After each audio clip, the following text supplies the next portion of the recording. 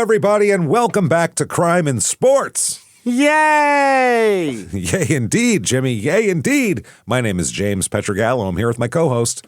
I'm Jimmy Wisman. Thank you, folks, so much for joining us today on another absolute crazy, fun, wild ride we call Crime in Sports here. We are back with a single episode today after the Robert Rozier series. Hope you enjoyed that. We're going to dive back into baseball today. 90s baseball with a guy who was around.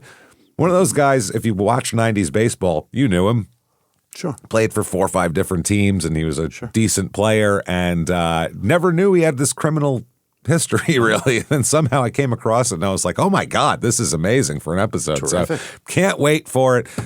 He's a quote machine, this guy, which is the best episodes are the guys who say crazy shit that we get to repeat and laugh at over and over again. Guys that can't keep their fucking mouth shut. Oh, That's I love a great it. Guy. Personality. That's what the game's missing today is personality. There it is. And pretty much every sport. So everybody's so buttoned up corporate now. It's fucking gross. It's gross. Pretty dumb. Yeah. Like even I'm annoyed right now that with this Chris Johnson thing. I'm sure you've seen the running back Chris Johnson who had a 2,000-yard season or whatever. Yeah, he was an amazing running back. I mean, there was a time when there was no better back in the league than Chris Johnson. Yeah. And did you see what happened to him? He's got ALS. Right. Really bad. Like he's got a disease. In like a year, it's progressed to the point where he can't even speak anymore. Really? No, That's Gehrig, right? Yeah, it's Lou Gehrig's disease. Yeah. He was on Good Morning America or some shit, and he had like a pre-programmed thing where he had spoken so he could like speak because he can't speak anymore, so he could speak in his own voice using pre-recorded shit that he has. It's crazy. This poor guy. If he didn't think to record it, he doesn't have it. Is that what it is? That's what it is. So because it's all his voice. So. He's on there. He's on shit on ESPN, all this shit, and it pisses me off because he has fucking ALS, and they've made a connection. Like, there's a way higher percentage of NFL players with ALS than the general population. Yeah, which says there's some head injuries. There's something to do with that, you know. Something there that connects that. Not one fucking person has mentioned that, and all the shit I've seen. With him on it, all this stuff. Nobody's ever, because they're all in business with the fucking NFL. Yeah. It's gross. Yeah. The NFL sucks. They really do. Yeah. They can eat shit and fucking, I hope that league fucking crumbles to nothing. I really do. Fuck those people. It's just they don't take the responsibility for what they're doing. No. It's fine if you're going to say it's a gladiator sport and you're going to bash these fucking. Just be honest. You're going to have such a high just be honest. Risk. Yeah. Just be honest. Risk of all kinds of shit. Just be honest. That's all it is. Yeah. I'm not saying they shouldn't have football or it should be illegal I'm not saying that. I'm saying these are adults and grown men, and I believe that you should make your own choice as a grown man. And as a grown man, if you want to say, yes, I'm willing to put my brain at risk for this and play, then great. Go ahead and do it. And then when your brain is mush later, I don't want to see you crying because we told you ahead of time. But this now is like they actively fight against that shit until it's so overwhelming that the public says you have to acknowledge it, like with CTE, and they still ignore that. Right. No, this is just ridiculous. They don't have an actual cause for that. No. At all, right? It's just that's much higher than the general population, and you figure with head injuries there has to be some correlation to it. Yeah, that's just something they should mention. Yeah. That's all. I figure the whole thing about it, but just mention it. I don't care if you come down with a food allergy. I feel like that's probably caused by playing football. Yeah, if you get hit in the head that much, whatever the fuck is wrong with you, I'm going to check that part first. And then we'll work our way down your body from your brain. Yeah, I don't care if you're gluten-free. It's probably from getting the shit kicked out of you. Whatever the fuck it is. Exactly. I don't care if you make shitty right-hand turns. You're not good at it. You're too far out in the other lane. Hugging the curb too hard. Head injury. It's because of head injury. I'm going to blame it until proven otherwise. I'm blaming that shit on everything. Sorry to get off on that. Poor penmanship. We should probably do the top of the show stuff after we've ranted about the NFL and how shitty they are. You prefer Bud Light over Miller Light? It's probably because you have a head injury. It's a head injury for sure. Yeah, if you like Bud Light at all, it's a head injury. That shit is nasty. So anyway, if you want to know anything about the show, if you want merchandise, tickets to live shows, shutupandgivememurder.com is where you get that stuff all there. We'll be in Milwaukee and Minneapolis September 18th and 19th for Small Town Murder. So come out and get your tickets for that. And then in addition to that, definitely listen to Your Stupid Opinions and Small Town Murder, and check out Small Town Murder on Netflix. And also get yourself Patreon. Do yourself a favor, everybody. Patreon.com/CrimeInSports, just like the name of the show. Okay. That's it. Anybody $5 a month or above, that is not going up. That's staying where it is, $5 a month or above. You get everything we put out. I'm talking as soon as you subscribe, you get almost 400 back bonus episodes you've never heard before. New stuff, the whole feed basically. And then every other week you get 2 new episodes, 1 Crime and Sports, 1 Small Town Murder, and you get it all, everybody. Find a better one, I dare you. Good luck this week, and then there's more to it, even besides the episodes. This week for Crime and Sports, we're going to do Hostage Situations Part 2, because Part 1 was just so fun and crazy. And we learned a lot, actually. Yeah. It was interesting. And then for Small Town Murder, Prisoner Dating Game time, everybody. There it is. We do it a couple times a year. It's always an event, and it's a big deal. So get in there and do that. What we do is I'll take 4 bachelors, 4 bachelorettes. I'll line them up in front of Jimmy, and the only thing they have in common is they are all violent, incarcerated felons. So that's it. And he's going to have to pick one of each based solely on what they say in their profiles. And then later on, we get to find out what they did and exactly how wrong his choices were. And really, there is no good choice. That's the thing. There's no right choice. But there's usually one that seems a little less scummy than the others. That's basically what it is. So do that. Get in there. Patreon.com/CrimeInSports. And you get every damn show we put out. Your Stupid Opinion, Small Town Murder, Crime and Sports, all ad-free with your Patreon. Hey. God dang. As well. And you get a shout out at the end of the show. Jimmy will mess your name all up for you. So that said, I think it's time. Let's do this with our kind of asshole of the week here. Jesus Christ, I never knew. I just never knew. It's Derek Bell. You remember Derek Bell? No. Oh, yes. Yes. If you saw him, you'd remember him. He has like a long head, mustache, balding. He played for the Diamondbacks too, right? I think for a minute, because he played for the no, I don't remember him on the Diamondbacks. Blue Jays?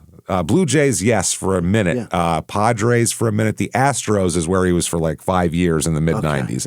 So that's where I remember him the most. Then he was on the Mets for a minute, the Pirates for a second. Yeah. That's it. But I'm thinking of somebody else. Was there a Bell in the outfield for the... Derek Bell. That's him. He's an outfielder. For the Diamondbacks? No, not for the... You're thinking of Jay Bell, the second baseman. Is that... No, there was a... It may have been somebody else. Jay Bell was on the Diamondbacks in the late 90s. Who was the sumbitch in right field? It may have been Derek something else. Oh, so it could be a Derek or a Bell? Now we're really good. That's really... Anybody named Derek or Bell, we're opening it up pretty good here. Or any other name. Or any other name. Just some guy out that played right field for the Diamondbacks. Oh, my God, that's amazing. So Derek Bell here, he's one of those guys that I always remember from the 90s as looking too old to play baseball, even though he was young. He was balding, and he had like a thin, long head, and he had a mustache. And in the 90s, you don't understand about kids now don't get that mustaches are ridiculous. They don't get how stupid they are and how we're annoyed by them. A bit of hair in the center of your face is bizarre. We're annoyed by it because we did so much to thwart the mustache, and we finally put the mustache down, and we thought it was down for good. Put it right in its place. And then here comes a bunch of kids not realizing the struggle that we went through to rid this world of fucking stupid mustaches. The 70s really gave it its push. Well, put it this way. All right, you got the 50s. Mustache was like some scummy salesman would have a mustache. Sure. Nobody had a mustache. In the 60s, facial hair became like a rebellious thing. So people would have big mustaches. It was obsolete for the most part, except for the scumbags that wore it to like fight back. Yeah. Then by the 70s, everybody had to have a mustache because you were lame if you didn't have facial hair. That's the same reason why people's 50-year-old dads had big butterfly collars all of a sudden. It's what people did. And then in the 80s, it hit its before you go too far to the 80s, the 70s, though, was craft the facial hair. Don't just have a long beard. You look like an asshole. Yeah, that's the 60s. You got to have the 70s, mutton chops and a mustache. Yeah. By the 80s, the mustache hit its zenith. Tom Selleck playing Magnum PI. Yeah. The mustache. Every woman wanted a guy with a mustache. It was and Burt Reynolds. But it was like the clean cut look with the mustache. That's what they wanted. Then the 90s came. Yeah. And we all said, no more mullets and no more fucking mustaches. This is ridiculous. And by the 90s and 2000s, if you had a mustache, you might as well drive a 70s cargo van with blacked out fucking windows and just put, rape mobile on the side of it, basically. Bring me your children, please, a sign. It became, you didn't have a mustache in the 90s. It was crazy. I mean, so much so that it got nicknames of anybody with a mustache had a creep stash. A creep stash, a pedo stash. People, I mean, it was literally... I had a fucking joke about being able to pick out mugshots and they'd be like, meth, kid toucher, I see your mustache. What the fuck are you trying to hide from? That was the mustache was a very dead giveaway. It's a dead giveaway. And then these kids who don't know about this struggle, they came up after this. They just saw it as like some weird retro thing and they started wearing mullets and mustaches. And we're like, no. It's like I feel the same way about people with mullets and mustaches as people who are anti-measles shots. We did all of this to get rid of this shit. It's so much work. We did so much to get this shitty thing out of society, and you fucking cunts are voluntarily bringing it back. And I don't care if you say it's political. Suck my asshole. Fuck you. Well, you're dumb. That's it. Guys. It's not an argument. You're dumb, and that's it. That's the end of the argument. You're a moron. It was guys driving old Volvos and drinking craft beer and wearing a shirt. Douchebag college kids. Ironic. Yeah. Douchebag college kids with a trucker hat on that we also rid the fucking world of. Cheap fucking plastic hats. We said, no, we will not wear those anymore. It has to be a decent quality hat. And you fucking people brought it back. You've ruined society. We got it to a point where it was better and you fucking ruined it again. You took it involuntarily. Well, now you're going too far because those were wiped your ass long. with it. Those came back in the late 90s, didn't they? No. Early 2000s? Fuck no. Von Dutch did that shit. That was fucking Ashton Kutcher that did that with that stupid fucking MTV show. He brought back the trucker hack single-handedly, that cocksucker. Well, him and Paris Hilton, they were the ones doing it.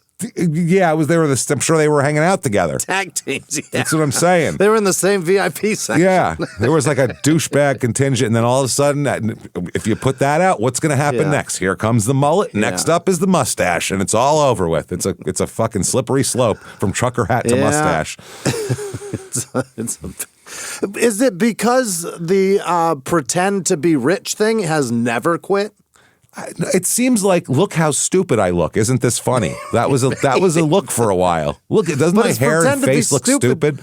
It's pretend to be stupid because that rich person looks stupid and I want to pretend that I'm rich. I swear to God, this pretend to be rich thing is that's been a thing for forever. That's been a thing since like it's got to be the 80s really 1800s? Kicked it in. Yeah, but the 80s really kicked it in modern times. Because for a while in the 70s, it wasn't cool to be rich. People were like, hey, fuck you, rich asshole.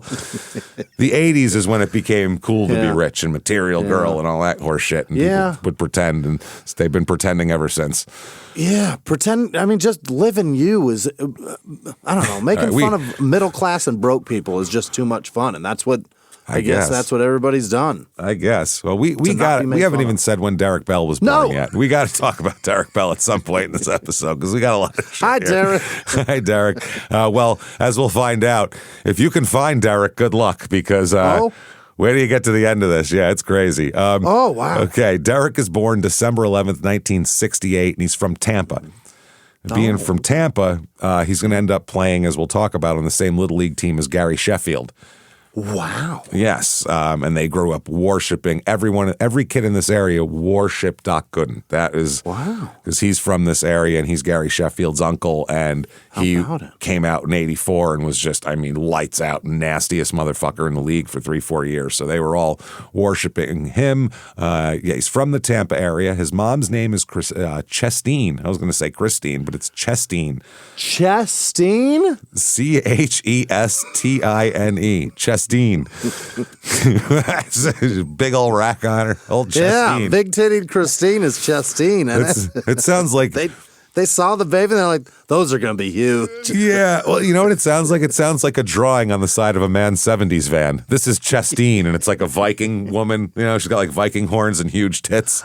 He calls her Chestine. Cleavage in a corset riding a fucking a Pegasus. And it says in airbrushed cursive Chestine under it, like in big letters with like sparkles coming off the ends of the thing. So I call this van. This is Chestine here.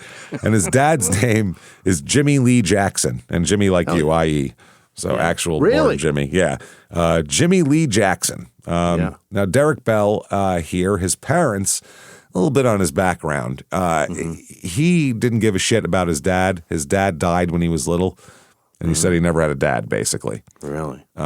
He said his stepfather he had, named Donald, but he said he wasn't really shit either. So all right. Derek's got 2 half-brothers, I guess. So the stepfather came in and had one of the half-brothers, and one was still already around. He said the only person close to being my daddy in a real way was Tom McCraw, the hitting coach in Houston. Is that the Astros hitting coach was closest to being his daddy. He had to wait until his 20s to get a dad? Apparently so. Well, so did you. That's perfect.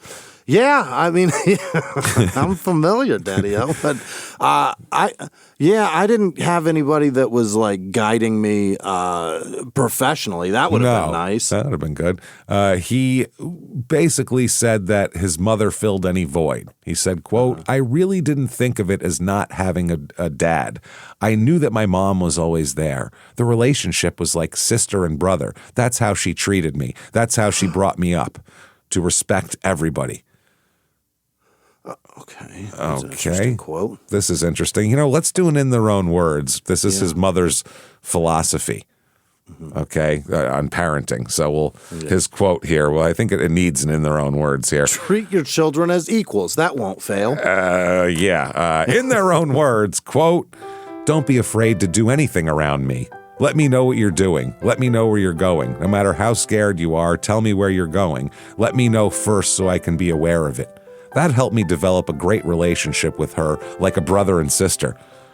That isn't at all the way that's supposed to go. That's so bad. That is not how it's supposed to go. That's maybe why Derek's out of control at some point in his life. Late 60s, I guess. She was an unwed teenage mother, so they were not that far off in age, which is another thing. They were brother and sister. Yeah. She attended college, I guess, at Bethune-Cookman College in Daytona Beach, where for a year, that's where she met Jimmy Lee Jackson. Yeah. He was an athlete. He was a quarterback on the football team. So, yeah. Mom Chestine said, quote, I caught a pass from him. Derek was that pass. He threw me a biscuit. He threw me a down-and-out button-hook jizz pattern. It worked out perfectly. You go over there, button-hook, turn back, and then I'm going to jizz in you, and then we'll have a kid. What do you say? Okay. One of us went deep, that's for sure. Oh, for sure. So a few months into her pregnancy, she finished her freshman year, then went back to live with her parents in Tampa and gave birth to Derek in December of '68. And I guess in the years that followed, Chestine and Derek visited Jimmy in Jacksonville during breaks from college, but they never were like a family or anything like that. Yeah. Just come up and go, here's your kid every once in a while. Cannot get enough of Chestine. No, Chestine is the greatest name. It's the greatest. I'm telling you. Viking woman. So Derek said he knew 2 things about his father, that he was away at school and that he would always send a big box of toys for Christmas. Oh. For a few years anyway. He said in 1976, the box never came. That was 75 was the last year of presents. What the fuck? He said, I remember that one day at Christmas, I didn't get anything. I looked in the mail for it. It didn't come. Yeah, if you're a kid, you're expecting a box of presents, you're checking every day for that shit. If you ordered some sea monkeys from the back of a fucking magazine, you check the mail every goddamn day when you're 8 for that shit. Never mind a box of toys. That is fascinating. Oh, man. From Dad, too. It's not like you know what I mean, East Bay catalog, you put the wrong address No, in. no. This is from Dad. He knows where I'm at. Now, Dad has a great excuse, though, for not delivering the presents here. Now, number one, he graduated in 1970 with a degree in physical education, his dad. So he actually graduated from college. But 211 West 146th Street in Manhattan, uptown, that is, he was found dead on April 24th, 1976. So he'd been dead. He'd been dead for 8 months. That's why he didn't send anything. Shit, he didn't even know. He had no idea his dad was dead. He's already buried, son. Yep. He died from, Jesus Christ. He died from 2 gunshot wounds to the head, according to the medical examiner, and his hands and lower legs had been loosely tied. Oh, no. He got murdered. He got straight murked in some uptown apartment there. He's up in Harlem getting fucking something happened. The death was ruled a homicide. No weapon was recovered from the scene. So it wasn't a suicide. No.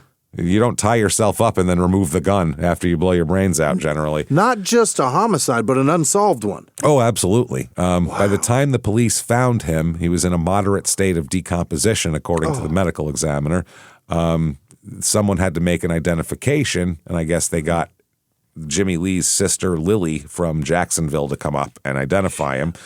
She said, when I looked at his face, I couldn't identify him. I had to look at his fingers and hands. They called him Foot because he had big feet with long toes. When I saw his toes, I said, yup, that's him. Wow. Oh, my God. Jesus Christ. She had pleaded with her brother not to move to New York. I guess he moved in 71. She said she had a terrible premonition several days before his death. This is the sister. And to this day, people know very little about what happened. They have no idea. He had done some substitute teaching in the city, but was unemployed when he was killed. So they don't know if he got into some shit or what. For someone to be in your house doing that, and it didn't seem like robbery was a thing, you must have been into something, basically.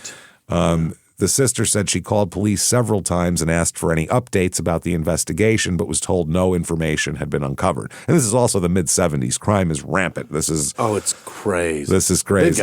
They got hotel rooms on fire with hookers under the bed. It's wild. We're trying our best. So the sister said, we heard it was drug-related, but I don't know. I would bet money it was drug-related. I would bet money. After a closed casket funeral, he was buried in an unmarked grave in Jacksonville. Now, What? Chasteen doesn't learn about this until more than 7 months after this happened, because she called the family to say, hey, how come fucking Jimmy never sent his son a goddamn box of Christmas shit? The kid's out here crying by the fucking mailbox. And they said, oh, well, he's dead. That's why. Because he can't. He really can't. He is indisposed. So, yeah, she kept this is fucked up, by the way. She didn't tell Derek until he was 14. So he thought for all that time that his father just not only didn't care in the normal way that he didn't care, he just sent some Christmas presents, just completely said fuck you and abandoned him. Oh. Which it's much better to just find out he's dead, mourn for that, and get over it than it is to sit there for years thinking your dad doesn't give 2 fucks about you and then finding out he's dead. That's horrible. Well, yeah. Now you're mad at everybody. That's how you treat your son. But how do you treat your little brother? Yeah, your little brother. I think better than this even. Yo. So this is Jimmy's sister, said he was really quiet. I think he was shocked. I think he was shocked that no one fucking told him in 7 years. That would shock me. I'm sure that's devastated, not shocked. No shit. So they say that in this article, they say when Derek speaks of his father, he stares straight ahead with dispassionate eyes. He has no memories to share. He said, quote, he was in college, so I didn't get a chance to see him. Being that young, I know I had a father, and I knew he was in college. Then they said, no, he passed away, and then I was without a dad. Now, this article is from when he goes to the Mets in 2000, so New York is involved. He said, it's ironic that he got killed in New York. Here I am growing up a Mets fan, always wanted to play in New York. When I was in high school, I always wanted to get drafted by the Mets because of Dwight Gooden. Dwight Gooden. Oh, because of Dwight. Okay. Yep. Yeah. He said the whole 9 yards. And he said basically that he, as he grew up, he knew of New York as basically the place where Dwight Gooden is really good, and that's it. Okay. Yeah. Yep. He said that he would not seek to make contact with anyone who had known his father and that he wasn't interested in learning more about him. Right. He said, quote, my mom has brung me this far. I don't need to search back. Wow. Now, apparently they look very similar. They say photographs of Jimmy Lee Jackson and Derek are they're very similar looking guys. That's generally how it works, yeah. Well, sometimes you don't look anything like your dad, So yeah, that's true. But he said he looks just like him, right? I mean, look at you and your dad. That is crazy. I don't know. I guess. You don't see it? I don't think so. I don't know. Really? I don't know. So the sister said, Derek is the spitting image of my brother. When I see that boy as a grown-up, it's like seeing a ghost. Some people look a little like him. Some people, She said that her brother, Jimmy Lee, was 6'2", 185 pounds, and wore a size 12 shoe. And he said Derek is 6'2", 215, and wears a 13. Wow. He said they've got the same body build, and he said that he picked up his athletic ability and his ability to dress from his father, too. Derek is a fashion plate, as we'll find out. Hell yeah. He likes to talk about his clothes. It's funny as shit. Bell said that when he was a boy, Chasteen, this is interesting, chose not to pay an electricity bill on more than one occasion so she could afford to buy him baseball cleats. Wow. Now, you'll have to tie them outside where there's light, but once you get in here... You have to take some clothes outside to match them to them. Yeah, you're not going to know what matches. He talked about being chased by dogs in Belmont Heights in Tampa. He said, we never lived in Belmont Heights, but his grandmother did, and she was my sole babysitter. That's what Chasteen said. So, yeah. Chasteen was working 2 jobs as a medical records technician, and when Derek was old enough to play baseball, they used the mother's address in the College Hill Project, so he would qualify to play in the Belmont Heights Little League, which was the best league in Tampa. Even back then, there was better youth leagues. It's nothing like now with these crazy, ridiculous, expensive travel leagues. And sure. I don't know how a poor kid could ever make it in baseball now. I don't know how it's possible. Fucking any sport. Is insulting. You could make it like if you're from, like they might go look at you from an island or something, but if you're an American kid, I don't know, they don't look at you unless you are in all these crazy AAU programs and these crazy travel leagues and these they're all insanely expensive. How anybody can not just afford it, but work a normal job to afford it. Because the time that they fucking don't ask that you have, fucking demand. Yeah. It's absurd. It's nothing like it used to be when it comes to that. I was reading Sparky Lyle's book. Yeah. Okay. Sparky Lyle, The Bronx Zoo. It's about the Yankees in 1977. Hilarious. We've talked about it a bunch of times. So in this book, he talks about how he got into the major leagues or he got into baseball. He pitched in high school. Mm-hmm. Nobody cared. Small town in Pennsylvania. Nobody really gave a shit about him. Mm-hmm. He was pitching in some fucking Sunday league. Literally some with churches or something? Yeah, like some town league that the adults played in. He was playing in some Sunday league and he struck out 20 batters and it was in the newspaper. Wow. The local newspaper. So his dad sent that newspaper article to every major league team basically to try to get some interest. And he got a couple of scouts to come look at him after that. Wow. And he ended up signing with the Red Sox and then ended up going to the Yankees in a trip. Complete that, but you can't do that now. No, that doesn't exist. They need to have record of you playing from the time you were 9. Well, when he was 11, his slugging percentage was a bit down, so I'm not sure about this. They literally are doing this now. It's crazy. You can't just play baseball. It's nuts. If you had a goddamn news article about it, they'd be like, "Where's the rest?" Yeah. And also now links. I know this from other people, but if you're a kid, if you're 11, and you're interested in like making going to college someday to play baseball or play any sport, you have to have a super active social media where you constantly post videos of yourself performing, and you have to like practicing, acting like you're a media trained adult already and all this shit. It's ridiculous. It's so fucking stupid. Unbelievable. We're making little weird robots. So Derek Bell met Gary Sheffield in this league. Mm-hmm. And now Bell decided that his coach, well, this is fucking funny. His stepdad was his little league coach. Yeah. He said, quote, this is Chastain, quote, he said, "Mom, you've got to be my coach. He's got so many $20 bills." That's such a 10-year-old, 9-year-old poor kid thing to say. I would have probably said the same thing. He's got so many $20 bills. You love this guy. You've never seen somebody. He's got upwards of 20 in his pocket. She said, I said, "Derek, $20 ain't that much money." I said, "It has to be more than money." You know what I mean? After that, she was like, he has to want me to meet him for more than money. So Chastain does meet Donald, and they get married and have a son named Malcolm. How about that? So Derek even called his coach dad for a while, but decided that it was weird. Yeah. He said, "My mom's my mom and my dad. My mom's my mom and my dad. She's two people in one. She's my wife, my mom, my dad, well, and big sister also. So my wife, mom, dad, and big sister." Wow. She's also my woodshop teacher. And yeah, I'm about to spit out a sentence that is going to explain a lot later. That is unbelievable. Wow. She said that when she began dating a man, she said, "That's going to be your next daddy." And Derek replied, "You're my only daddy." Okay, so he began gaining some attention in youth baseball through the Little League World Series, which in 1980 at age 11, Bell and Gary Sheffield's team advanced to the championship game as the U.S. representative, where they lost 4-3 to Chinese Taipei. Remember, if you watched the Little League World Series back in the day, Chinese Taipei would dominate all the time.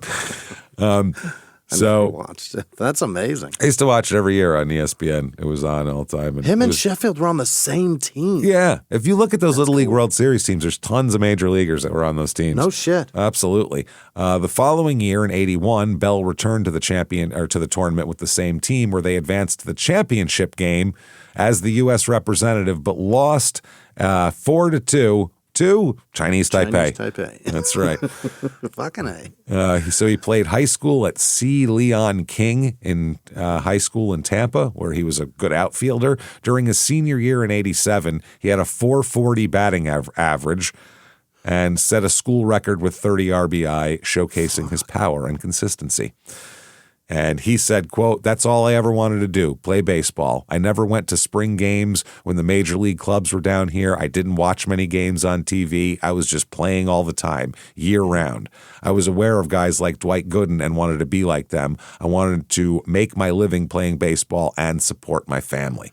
Yeah. So right out of high school, June 1987 is the Major League Baseball draft, everybody. What year? 87. June of 87 is the amateur draft. Jimmy, number one draft pick, 1987 overall.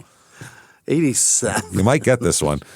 Is it John Elway? It is not. No. He was drafted, but I think 82 he was drafted, or 81. Yeah, it's been a few years. Not in football, in baseball. 87? Yeah. God 83, damn it. Obviously, in football. Is it Canseco? No, he was already a star by 87. Christ, he was 40-40 in 87, I think. I was 6. That was Mark McGuire's rookie year. Was it Mark? No, he was his rookie year in 87. Rookie. Okay, yeah. got it. He was an Olympic guy. It's Ken Griffey Jr. Oh, Griffey was 87? Yeah, he played in the minors 1 year, and then he was 89. He was the man. That was it from there. I guess that's the fascinating part about the draft for baseball, is that they'll draft somebody and you won't see him for several years, and then 5-6 years, and then they sometimes. show up and you're like, he's a rookie, and technically he's a rookie, but he's been in this for years. Yep. Well, if you draft him when he's 17, 18, still they're only 23. They're still super young. Number two, this is what's wild about baseball too, is there are several, I'm talking a shitload of guys in this first round that never even played in the majors. Really? The number 2 overall draft pick did not make the majors. Mark Merchant for the Pirates. Bastard. Yeah. Willie Banks, number 3. Mike Harvey, number 4. Jack McDowell. Remember Black Jack McDowell? White Sox. Fuck yeah, White Sox pitcher was really good for a bit. The Yankees got him. He was pitching like shit for the Yankees, getting booed all the time. He got pulled out of a game and gave the fucking crowd the middle finger at Yankee Stadium. Gave the whole, which was very funny. Derek Lilliquist. Cool.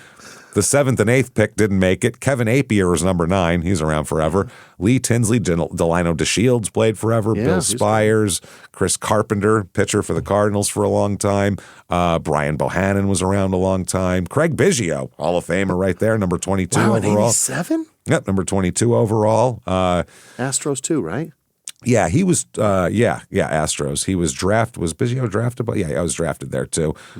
Chris Donnells, John Horton, Pete Harnish, Travis Fryman. I remember for the Tigers, he's there. So there you go. Dave Burba in this whole thing. Terry Shumpert. So there's a lot of great draft class, huh? This isn't Albert Bell, number 2 overall. Pretty good. Ken Griffey Jr. at the top, a bunch of major leaguers. It's not bad. Yeah, but if you get Joe Montana and nobody else, that's not really a great draft. There's a lot of, but also baseball, you have to look at the entire draft because guys come from, Mike Piazza's a 61st round draft pick. Don Mattingly's like a 63rd round draft pick. Like nobody thought about. Baseball's really hard to figure out what someone's going to be in a few years, especially coming out of high school. But finally, in the 2nd round with the 49th overall pick, the Toronto Blue Jays choose Derek Bell. How about that? Out of King High School in Tampa. So sending his little ass from Florida to Canada. Going to goddamn Toronto. So Pete Shorrock also in that round. I remember him. Who else? Anybody interesting here? John Vanderwall. All right, that's about it. So he starts his professional career with the St. Catharines Blue Jays of the rookie-level New York Penn League. He batted .264 with 10 home runs and 42 RBI over 74 games. Not bad. St. Catherine is in New York, huh? It's in the New York Penn League. That might be in Canada, actually. But it would be in that league, maybe, Western New York. I figured it's close to Detroit, so it's probably over there. You're probably right. Possibly. So 1988, he goes to Class A Myrtle Beach Blue Jays of the South Atlantic League, which that's closer to what he's used to. He posts a league-leading .344 batting average with 12 home runs, 60 ribbies in 91 games, which is really good. He's a South Atlantic League All-Star selection. And late in the season, he gets promoted to Double-A Knoxville, the Knoxville Smokies of the Southern League. Yikes. Appearing in 14 games with a .250 average. And Double-A is where the talent is. That's where they store most of the talent for a while. So that's where the real good shit is. In 89, he spends the entire season with Double-A Knoxville, hits .242 with 16 home runs and 75 RBI. 1990, promoted to AAA Syracuse, the Chiefs of the International League, where he hit .261 with 7 home runs and 56 RBI in 109 games. 1991, there's an article in the Tampa Bay Times, May 18th, 91, former Lion out to become player Jays can't ignore. It's a Tampa story, so... They said Derek Bell could have fallen into a deep depression, he said, but instead of creating more problems, Bell is making the most of a situation he can't control. So he says the former King High School baseball player is determined to prove that the Toronto Blue Jays are playing him in the wrong city, Syracuse instead of Toronto. Oh. Yeah, he should be called up. Bell is letting his bat and glove convince the Blue Jays, who optioned him to the AAA affiliate 2 weeks into spring training, of their mistake. So he's going to convince them. Bell said, quote, "Talk is cheap. Any way you look at it, sure, I was disappointed, very disappointed." He said, "At first, I didn't know what to think. When I was sent down from the 40-man roster, I thought that was my season to play in the show. Then I mapped out a game plan, one I'm following every inch of the way. I just need to be patient and let everything continue falling into place. They, meaning the Blue Jays, make decisions, not me." Right. But he believes he's only one phone call away and he's going to be there. Right. He said that some of Bell's Syracuse teammates have told him about trade rumors that they've heard, and he says he doesn't believe them at all. He says 4 seasons worth of toiling in Toronto's minor league system have taught him to discount rumors. He said, "I don't pay any attention to this trade stuff, rumors or newspaper stories. First of all, I've been hearing them for almost a year. Secondly, most prominently, I love this organization and hope my future is with the Blue Jays. It's just a matter of time before I get my chance to play at the next level. I worked this hard to get this far, and I'll keep working harder until I get to the top. But yes, I hope it's soon. Says the right things. And 4 years in the minors is tough. It's getting there. Yeah. Yeah. This is from the Chiefs manager, the Syracuse Chiefs. Derek has Major League written all over him. Oh. Derek has all the tools and proper attitude to play at the next level, but he still has a few things to work on before getting there. His time, though, will come. Great. So, yeah, he's alternated among 3 outfield positions, all 3, while playing. All 3. All 3. I'll never not think of fucking Gypsy Rose with... That kid is, goddamn, man. We're just all 3. We could hijack this part of the show all the way. Oh, forget about We it. could go forever. That is unbelievable that he just spits that out. All 3 is my favorite. In the first 5 minutes of an interrogation, the kid says, if someone asks you where you've had sex with a woman and you said all 3, that's pretty amazing. Much all 3. All 3. Oh, my God. So Derek said, I'm standing more straight up than last season, much like I did at King during my high school career, but I also hold the bat further back behind my shoulder, coiled and ready. These seem like minor adjustments, but they've brought tremendous improvements. Yeah. And he's ready to go. Can you imagine, James, the first time you had sex, you do all 3? That's all fucking 3. absurd. You wouldn't make it to all 3 the first time. No fucking way. The first one is where it ends. The first time, the first stop is where everyone's getting off the bus. Put it that way. Everybody off. Stop 1. Yeah. In about 10 minutes, bus we can. Route's real short today. Yeah. In about 10 minutes, we can definitely take it down the road again. But the first time, it's. All 3? Well, if someone just said you want all 3, it would have been over then the first time, probably. You wouldn't even have gotten in anywhere, I think, before you'd have fucking. Where do you want to start? Start. I'm done. Start. You just offered me anal. This is crazy. You kidding me? Oh, man. Okay, so they say he's waiting on pitches. He's walking a little bit more and all this type of shit. They say that Derek has obstacles in front of him because the outfield they have in Toronto, Joe Carter, Devon White, Mark Whitten, hard-hitting Mark Whitten. Yeah. Glenn Allen Hill, he's the guy who gave Rod the clogs, by the way. Right, yeah. Kenny Williams and Mookie Wilson, that's a World great Series lineup. sister. It's not, well, that's why they won the World Series a couple, 2 years in a row. Yeah. Yeah, that makes sense. They were good at that point. Derek said, I can't worry about the guys ahead of me as good as they are, because then they got Dave Winfield, too. Right. Yeah. Toronto has one of the strongest outfields in baseball. I've learned a lot from those guys and only wished them the best. But at the same time, it's hard to deal with the fact that most of them are young and in the prime of their careers. I love the game of baseball and will continue playing hard until I get my call. So in 1991 with Syracuse, Derek hits .346 with 13 homers and 93 ribbies. He's the International League Most Valuable Player and Baseball America Minor League Player of the Year. Yeah, that's an incredible year. Call me up already. Yeah. I am ready. Why am I still here? He got a call later in the season, obviously. He'll get the September call up at that point when the minors are over. So in his whole minor league career, he hit .289 in 2,049 at-bats, which is pretty damn good. Yeah. So 1991 is when he gets called up. The 1991 Blue Jays are 91-71, first in the AL East. This is pre-wild card. Yeah. So you have to win the division, and they do win the division, and they go to the ALCS where they lose in 5 games to Minnesota, who then had that classic 7-game series with the Braves where Jack Morris pitched Game 7, 10 innings or whatever, and all that shit. So that was interesting. So anyway, that's Roberto Alomar, Pat Borders, Tom Candiotti, Joe Carter. Looking at this line, Kelly Gruber, I don't remember him, Tom Hankey, Glenn Allen Hill. Were there at that time? I don't think so, no. Tom Henke was nasty on RBI Baseball for Nintendo. Yeah. He was fucking nasty on that game. Pat Henke and Glenn Allen Hill, Jimmy Key, lefty, nasty pitcher.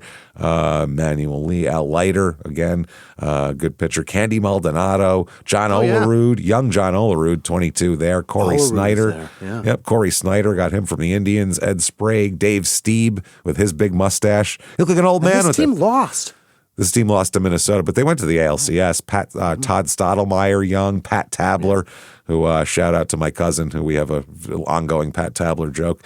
David Wells, a young David Wells, for future perfect game throwing Yankee star David Wells, Devon White. So this is a good team. Great team. Made his major league debut on June 28th, 1991, so he didn't get a September call-up. Started in left field for the Blue Jays against the Mariners, where he went 0 for 3 with a walk. Oops. That's all right. 91, though, he only played in 18 games, had 35 plate appearances, hit 143. So not great. But not a lot.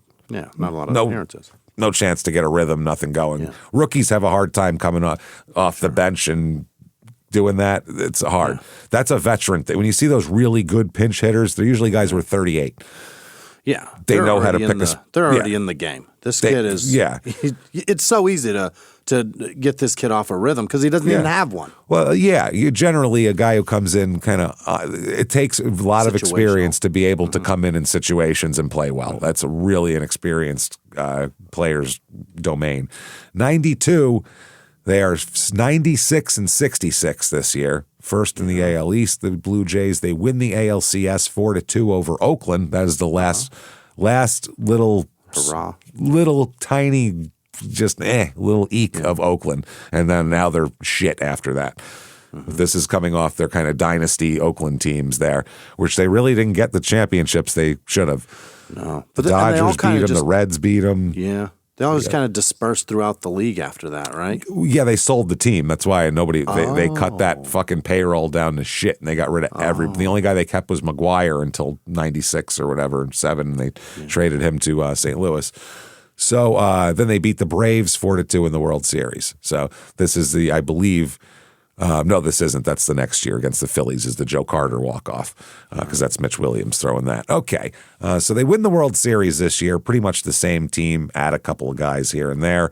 Dave Winfield being one of them, a big one. Even at 40 years old, he was a big he was 5th in MVP voting that year, Dave Winfield, at 40. So it's a big ad. Now, Derek wins the starting left fielder job during spring training and played in 61 games, even though he had an injury that sidelined him a little bit that year.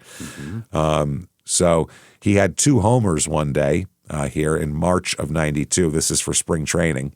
Yeah. Before the season, basically. This is they called him, Baseball America's Minor League Player of the Year. Hit 2 homers on Monday. His secret is, quote, "I just relaxed and tried to be Derek." He doesn't even have a spot on the team. He's already talking about himself in the third person. That's awesome. Trying to be Derek, man. Yep. So he broke his hand. That's the problem. He broke his hand in April, and they needed him back. And they said after a closer look, this is from a newspaper article, revealed that it wasn't an imposter in Derek Bell's uniform. The visitors sought batting coach Larry Hissel, who happened to be standing behind the cage, for an explanation. Well, they say I'll start from the beginning here. The way Candy Maldonado's hitting these days, hitting 132, Blue Jays manager Cito Gaston would probably welcome another outfielder. So they're talking about Derek Bell. A Sky Dome visitor did a double take when he saw number 14 whacking line drives in batting practice prior to Wednesday night's game. And they said it wasn't an imposter in Derek Bell's uniform, they said. They said that his left hand was heavily bandaged, and they said it's a shock bandage, but he said he's still hitting. He said, he approached me today asking to swing, the hitting coach said. He told me he had permission. He said, well, Derek is a truthful person. It seemed only yesterday he had surgery, so I wasn't sure. So I guess he broke it on April 10th, the day after he broke the bone, fouling a Frank Tanana pitch off of himself here. They said the hitting coach asked around to see is he really allowed to hit? And the hitting coach said, I'm in awe of the strides he's made this quickly, but knowing Derek, I shouldn't be surprised. He wants to play. He's a good athlete. All right. So, so he's, I guess a lot of teams tried to trade for him over the winter, but they wouldn't trade. They talk about, is he a complete player? Can he hit, home runs as well as a lot of doubles and things like that? And the hitting coach said eventually yes, but more importantly, he has the potential to become a complete player, a player who can score runs, drive in runs, hit for average, steal bases. He has the ability to do all of these, which the modern game now, only one of those things counts. Yeah. Hitting for power. That's it. Oh, okay. The only thing they give a shit about. There's no anything about average, stealing bases, anything that makes the game exciting. They've completely taken that off and made it look like two college kids playing a video game now. Fucking stupid. And hope that league a collapses base hit too. is the least exciting thing ever now. They're like, oh, it's not a home run. They're pissed off. It's garbage to them. So anyway, Bell said he'll be ready to go, is what he said. He's ahead of schedule, and the coach said right now he's ahead of schedule. You don't want to give him a setback, and all that kind of thing. Now, late in the '92 season. This is a classic sports prank here. Yeah. You may have seen this because they'll show it every once in a while, like these pages on social media will put it up because it's fucking hilarious. He's a rookie, essentially, so they're playing a trick on him. And the trick is Joe Carter, okay? Now, Joe Carter's a team veteran and one of the leaders of the team with Dave Winfield, who is not only the leader of the team, but also fucking Dave Winfield. I mean, everyone looks up to Dave Winfield. Mm-hmm. They drive Derek Bell's SUV out onto the field before the game. Yeah. Somebody got his keys, went out in the parking lot, drove it, and these two drove it onto the field waving at the crowd and had the Sky Dome public address announcer announce that this vehicle is going to be given away to a lucky fan. And the look on Derek's face is the funniest fucking thing you'll ever see because he's in the dugout doing his thing, and you see a guy like hit him, and point, and he looks up, and his whole face just like drops, drains, his eyes like he can't run out on the field and like jump on the hood. Yeah. So he's got to play it's his. It's a very specific car. When you see it, it is not a replica. It is his fucking car, obviously. And they're waving, smiling. He's just standing there, and the PA announcer announced the winning seat number of the fan. It's a fake seat number that doesn't exist because this is a joke. He doesn't know that. Yeah, and they didn't tell him about it till right before the game. They were like, "Dude, it was a fucking joke, by the way. Haha, got you." But the look on his face is amazing. Now, who knows if he's like got a gun in the glove compartment or some shit? We have no idea what he's got going on in there. But it's hilarious. Anything that's in that car. There could be a host of things. Yep. And you can't run out and be like, fuck you, Dave Winfield. Like, you can't do that if you're a rookie. Like, you just have to take it. So he just took it. It is hilarious. Definitely look that up. So October 5th, 1992, he's plunked twice in some payback. Really? He got hit in the same game twice in 3 innings. Ooh. And they said that it was probably because of his celebratory slide into home plate Saturday following the division clincher. Didn't have to slide and he still did it? Yes, just for fun. Or perhaps the rookie outfielder's towel waving and fist pumping display from the dugout. So when you have numerous reasons for them to drill you, that's... if you play with joy, God forbid, you'll get plunked by some... But it's the fucking funny. It's unspoken. It's the unwritten rule. Yeah. Unwritten rules, though, usually apply to home runs. Generally, yeah. They usually apply to staring at home runs, not if they hit a ball to the wall and you're on third. You know what I mean? You could literally crawl in and you're going to dance on them. That's not very cool, right? It's to win the division. Yeah, I think I'd slide too. I'm getting dirty, man. If we'll put it this way, if Ricky Henderson did that, nobody's plunking him. Yeah. He's a rookie. That's why he got plunked. And that's another thing with sports too, is they do a lot, is rookies aren't allowed to be humans the same way other people are. It's weird. Yeah, but it's in basketball too. If you're up fucking 25 points and there's 2 seconds left and you run down and dunk it, you look like a fucking dickhead. You look like a dickhead. Yeah, you do. Well, nowadays no one even pays attention. You look fine. But back in the day, that would have got you clothesline the next time you go to the rack in the next game you play. Yeah. So he said the second one I don't think was intentional. Okay, he got hit by 2. Mm-hmm. He said, but I don't know about the first one. I saw one of their players waving a towel in the dugout. So that means they were trying to show him up. Shut the fuck up. Same thing. Pedro Martinez always waving towels, pumping, yelling shit in the dugout. Yeah. Anybody going after him? No. Veteran, all-star, he can do what he wants. So I guess he got hit in the hip in the first pitch of the game, and then he got plunked him again in the 3rd inning. Ooh. So the same game. Derek said, I don't have any hard feelings toward Derek Bell, the pitcher said. I was wild as can be. I almost hit a couple other guys as well. That's to be expected when you haven't pitched in a while. That's what the pitcher said against him. So this year, Derek plays in 61 games. He has 161 official at-bats. He hits .242. He hits 2 homers, 15 ribbies. Not bad. 678 OPS. Not too terrible. So he contributed to the World Series championship as well. He had 3 plate appearances in 4 games. Didn't do anything really, but he had 2 walks. So not bad. He made $112,500 for that year. Not bad. Not great for 1992 for being 23 years old. That's awesome. March 4th, 1993. He makes no apologies for his antics. This is the next spring training here. He said he's pumped up. Yeah. So they said a film crew came to camp yesterday to shoot a new video starring the Dwarf. Oh, now, if you don't remember, that is Tim Conway, the old man comedian, pretending to be a dwarf on the golf course. It's incredibly it's the weirdest looking thing ever. It's incredibly insensitive. It's fucked up. It's not even insensitive. It's just stupid. Is it not? Yeah. I don't know if it's insensitive or not. I'm taking stupid first, and then we can go to anything else that goes after it. It's dumb hacky shit. He basically was a dwarf that just fell down all the time. That's it. And he's not a dwarf, the guy. He's just like he's on his knees.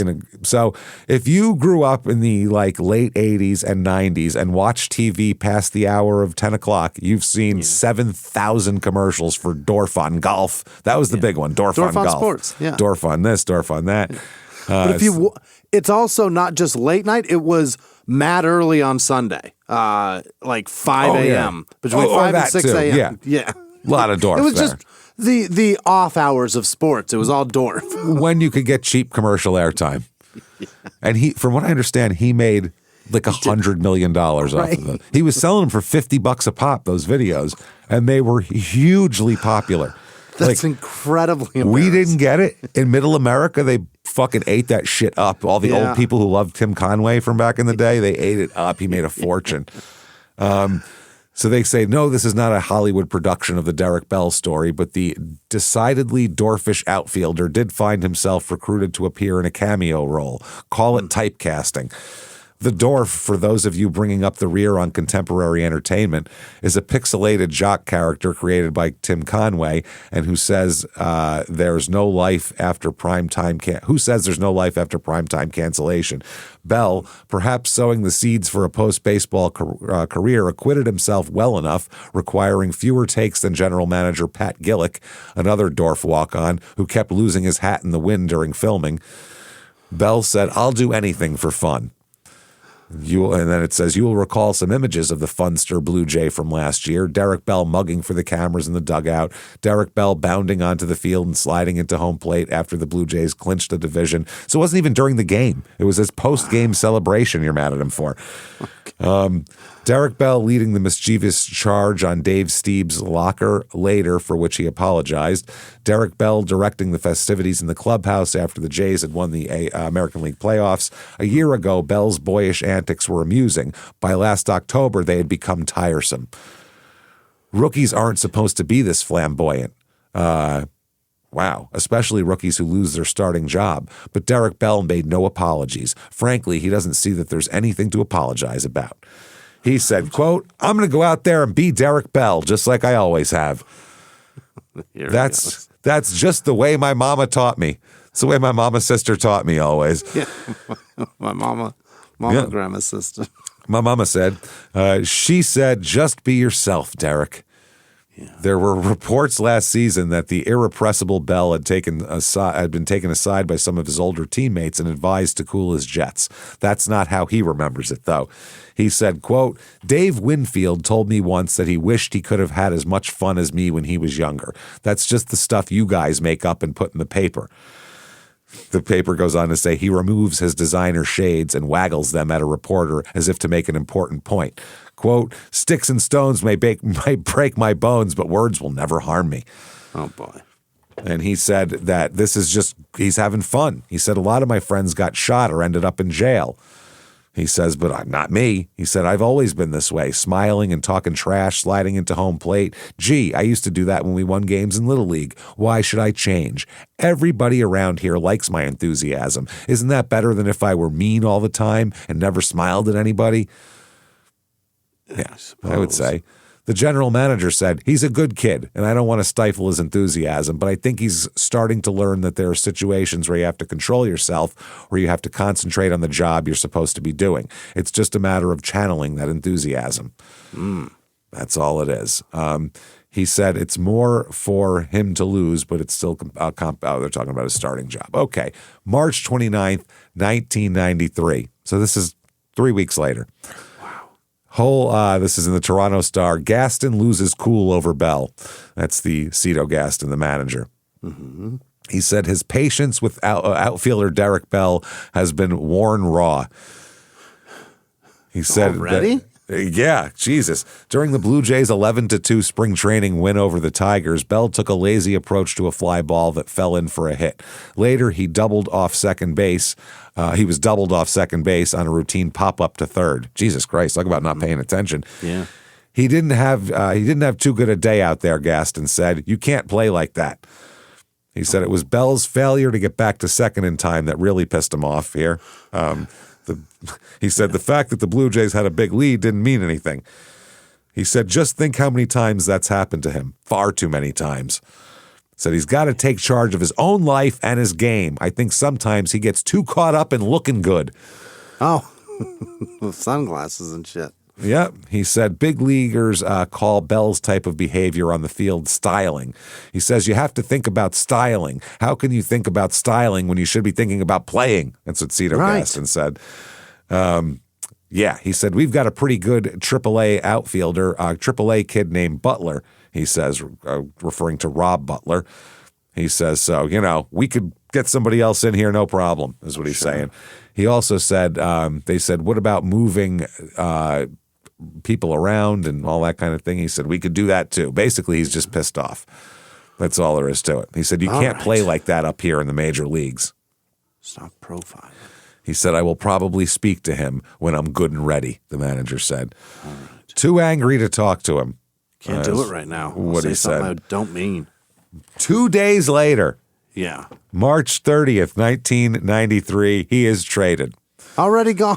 2 days after the manager said, I've had it. It's over.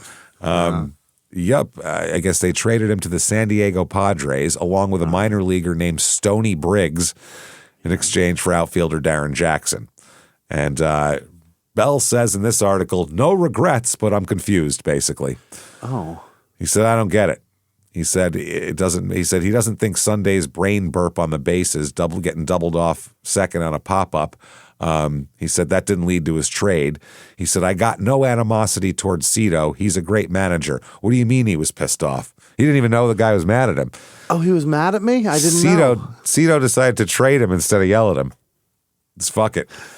He said he was like everyone else in the organization, treated me well. Right from the minor leagues to the big leagues, they taught me what I needed to know. I want to thank all of them. They said, do you know why you were traded? And he said, that's too tough to answer. I didn't ask any questions. Why would I? I'm not there anymore. Right. Yeah. He said, no regrets. None. And he said, what do you mean? They said, do you have regrets? He said, no regrets. What do you mean by regrets? He said, I had fun there. The organization treated me well, gave me a chance to win a World Series. I'll miss them, but it was time to move on. Sure. He said that he also is happy because he's going to be reunited in San Diego with his two best buddies, who are Gary Sheffield and Fred McGriff. And McGriff. Crime Dog in there, too. So he said, yep, back with my fellas, Shep and McGriff, my homeboys, the big leagues, San Diego. Never been there, but I know it's in the big leagues, all right? Yeah. Never been to San Diego. He never even played them, huh? Oh, yeah. There's no interleague. He said, I got to call my mom, go pack and get on the airplane. He also said the first thing he had to do was settle some card playing debts. So he left an envelope for Pat Henkin and another for David Wells. So he said that, he owed money on poker games. That's what you got to do. So at least he's honorable with that shit. He follows up. That's good. April 1st, 1993, he's with the new team and talking about himself in the third person again. Uh-oh. Yeah. So he said, right before the game, Cito called me off and said, hey, we decided to make a change and we're going to send you to San Diego. I was like, yeah. I jumped up, packed my clothes real quick, got them in the car, drove home, packed my stuff up, got to the airport quick as I don't know what, got on the plane, and got out of there before anybody changed their mind. Truth is, it doesn't sound like that was going to happen, at least not on Toronto's part. Oh, okay, it didn't sound like it. This is the newspaper article. Gaston intimated that Bell doesn't take things seriously enough and he has to grow up. Bell simply doesn't agree. This is Derek Bell. Quote, people misunderstand that Derek Bell, this is him speaking, by the way. He's gone full crazy. Ricky Henderson had to steal like 1,000 bases before he could get away with that shit, you know? People misunderstand that Derek Bell is a guy that's going to go out and enjoy playing the game because he worked so hard since he was 8 years old. Right. See Derek Bell back there somewhere behind me? He wanting to be a big league ball player. He said that. He said that. He said Derek Bell and he a bunch of times. He has lost his fucking mind. He said, now that I'm here, I just want to have fun. Oh, that's good. He went back to that. That's excellent. He said, I know, Cito Gaston said, I know I've talked to him in the past, but he's got to take charge of his own life and do what's right. So anyway, Derek Bell said, if I get criticized for trying to showboat, well, everybody wears a wristband or 2 wristbands. I've got an earring in my ear, but everybody wears earrings now, even kids at school. So I don't see where I'm showboating. Everybody wears Oakleys in the outfield. I want to know where I'm showboating, you know? That's what I want to know. I call a showboat a guy wearing 2 wristbands, earrings and wristbands on his ankles, and he hits ground balls and jogs to first. That's what I would call a showboat. And he said he'd never do that. Showboat. That sounds like a male cheerleader. That's what it sounds like. Every guy in the '90s playing the outfield. They had a lot of wristbands. A couple of wristbands. Yeah. He said that's what I don't understand. That became popular in the '90s. Guys were wearing shitloads of wristbands. Yeah. That's what I don't. Headbands. And headbands. That's what I don't understand. That's what hurts me. Whoever said that and criticized me like that. I work hard. I take ground balls every day. I run every ball out. I mean every ball. I don't care if both my hamstrings are sore. I'll blow them out before I jog down that first base line. I've never been a guy that's lackadaisical. All right. He said they're going to play him in center field there. And he said, I'm a natural center fielder. I have a chance to show my range now that I'm back in center field. And he said he's happy to be with McGriff and with Sheffield. He said last year Sheffield was chasing the Triple Crown and McGriff won the home run title. And he said, I talked about it in the clubhouse every day. That's all I talked about. See what Sheffield did? Did you watch ESPN? You see what Fred did? I was always talking about those guys. And I was just telling my mom, man, it would be awesome if I could play with those guys. Here he is. 93 Padres. I hope he's having fun with his friends because he's not having any fun on the fucking field. No. He goes from a World Series champion. And this year, the Blue Jays are going to win again, right? Didn't they beat they beat the Phillies the first time. Okay, yeah. The Padres are 61-101 this year. They lose 100 fucking games. That is brutal. They suck this year. Yeah, they were not good for quite some time too. No, they were kind of a joke. They were a joke. 84, they were good, went to the World Series. 98, they were good, went to the World Series. Everything in between there was a shit show for the Padres. So this is, fucking Billy Beane is on this team. I believe that can't be the same Billy Beane as the general manager. Is this the end of his career? Yeah, batted left. Yeah, I think that's the guy. I think it's a 6 foot 185. I think that's Billy Beane, the Moneyball guy. Because there was another Billy Beane too. So that's the thing, and they're around the same age, so it's confusing. Anyway, Derek Bell, Andy Benes, remember him from the Diamondbacks? Andy Ashby, Mark Davis, the pitcher, I remember him. Bunch of guys, Tony Gwynn, obviously. I'm trying to find guys people have heard of. Trevor Hoffman, 25. Bruce Hurst, old. Pedro Martinez at 24 on this team. Let's see here. Roger Mason, Tim Mauser, Fred McGriff, obviously there. Phil Nevin, I remember him. Oh, no, that's not him. That's a different guy. Okay. He came later. Gary Sheffield. Yeah, okay. There's the team. And Wally Whitehurst. So this year, he plays in 150 games. Mm-hmm. Now we're talking 542 at-bats. He hits 262 with 21 homers, 72 RBIs, 26 stolen bases. Oh. And a 720 OPS, so does pretty goddamn well for himself this year, especially for his first full year playing. That's goddamn good. He makes $165,000 that year. Dang. 94 Padres, they finish, this is the strike shortened season, and for them it was merciful because they sucked again, 47-70 this year. Yeah. Somehow Jim Riggleman makes it through these years as manager. They go 61-101, no firing. They go 47-70, still here. Jesus Christ, you got to be kidding me, man. That's wild. April 27th, 1994. This is when something happens, though. Again, merciful that this season just came to an end. Here we go.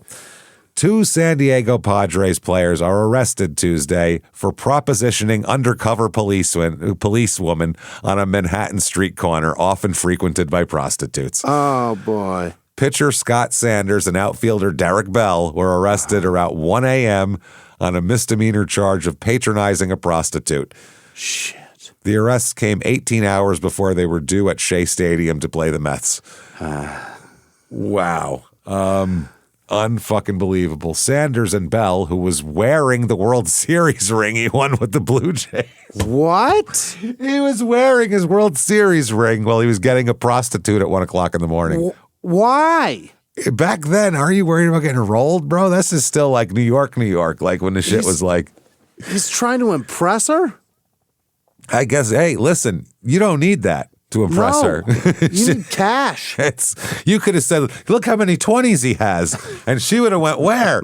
That's the guy. That's the ringer right there. Oh, man. So he said that Derek Bell appeared shocked and bewildered, Captain Michael O'Neill of the Public Morals Unit, which should never exist. Public Morals? Who cares? They told me they were baseball players, and I told them they were under arrest, he said.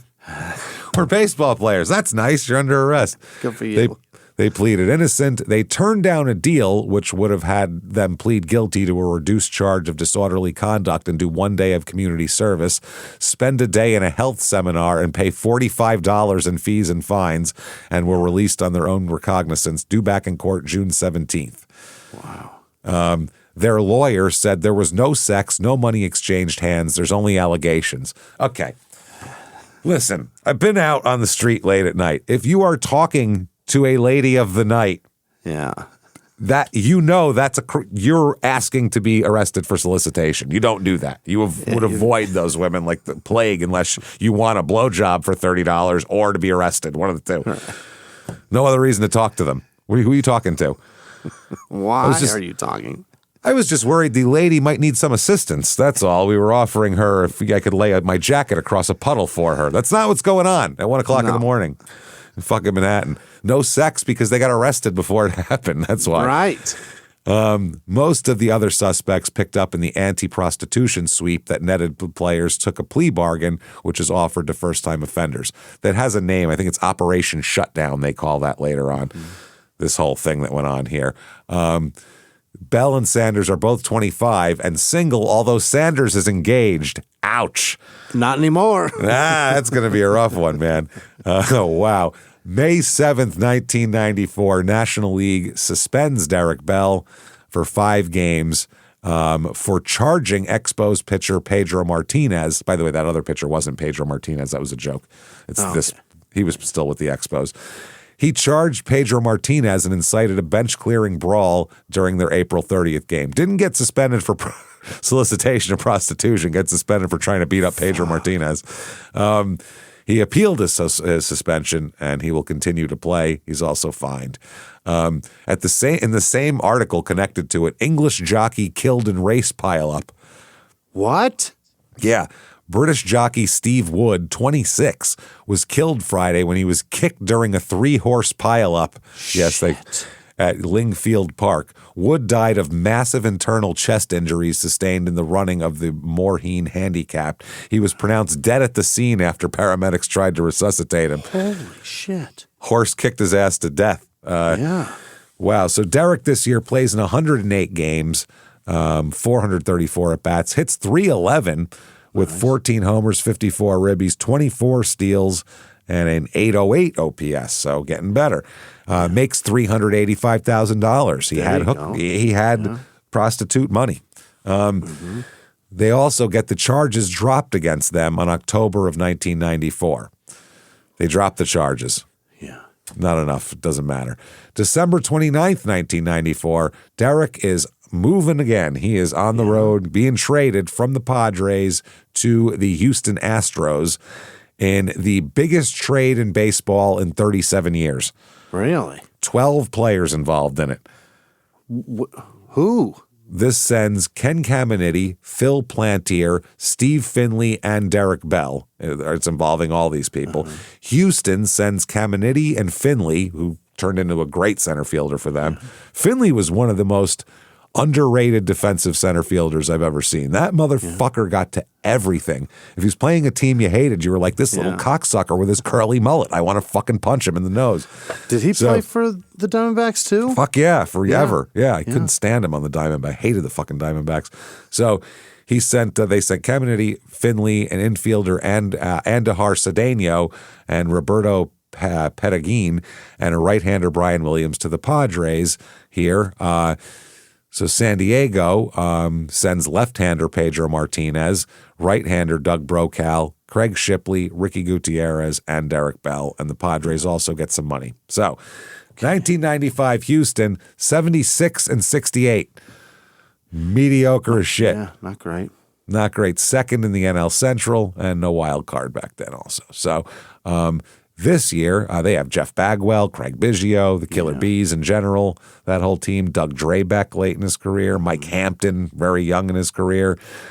Luis Gonzalez, another future Diamondback star there. If you want to talk about that, where he fucking had 57 home runs. For no reason at all. And the very next year, I was 12. He had 20 the year before. Definitely not on anything. Just happened to hit 57 home runs one year. Just luck.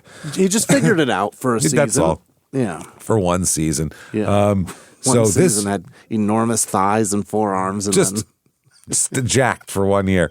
1995 Houston, he plays in 112 games. He has 452 at-bats, hits .334 with 8 homers, 86 ribbies, 27 stolen bases, and an .827 OPS. This is a very productive guy right now.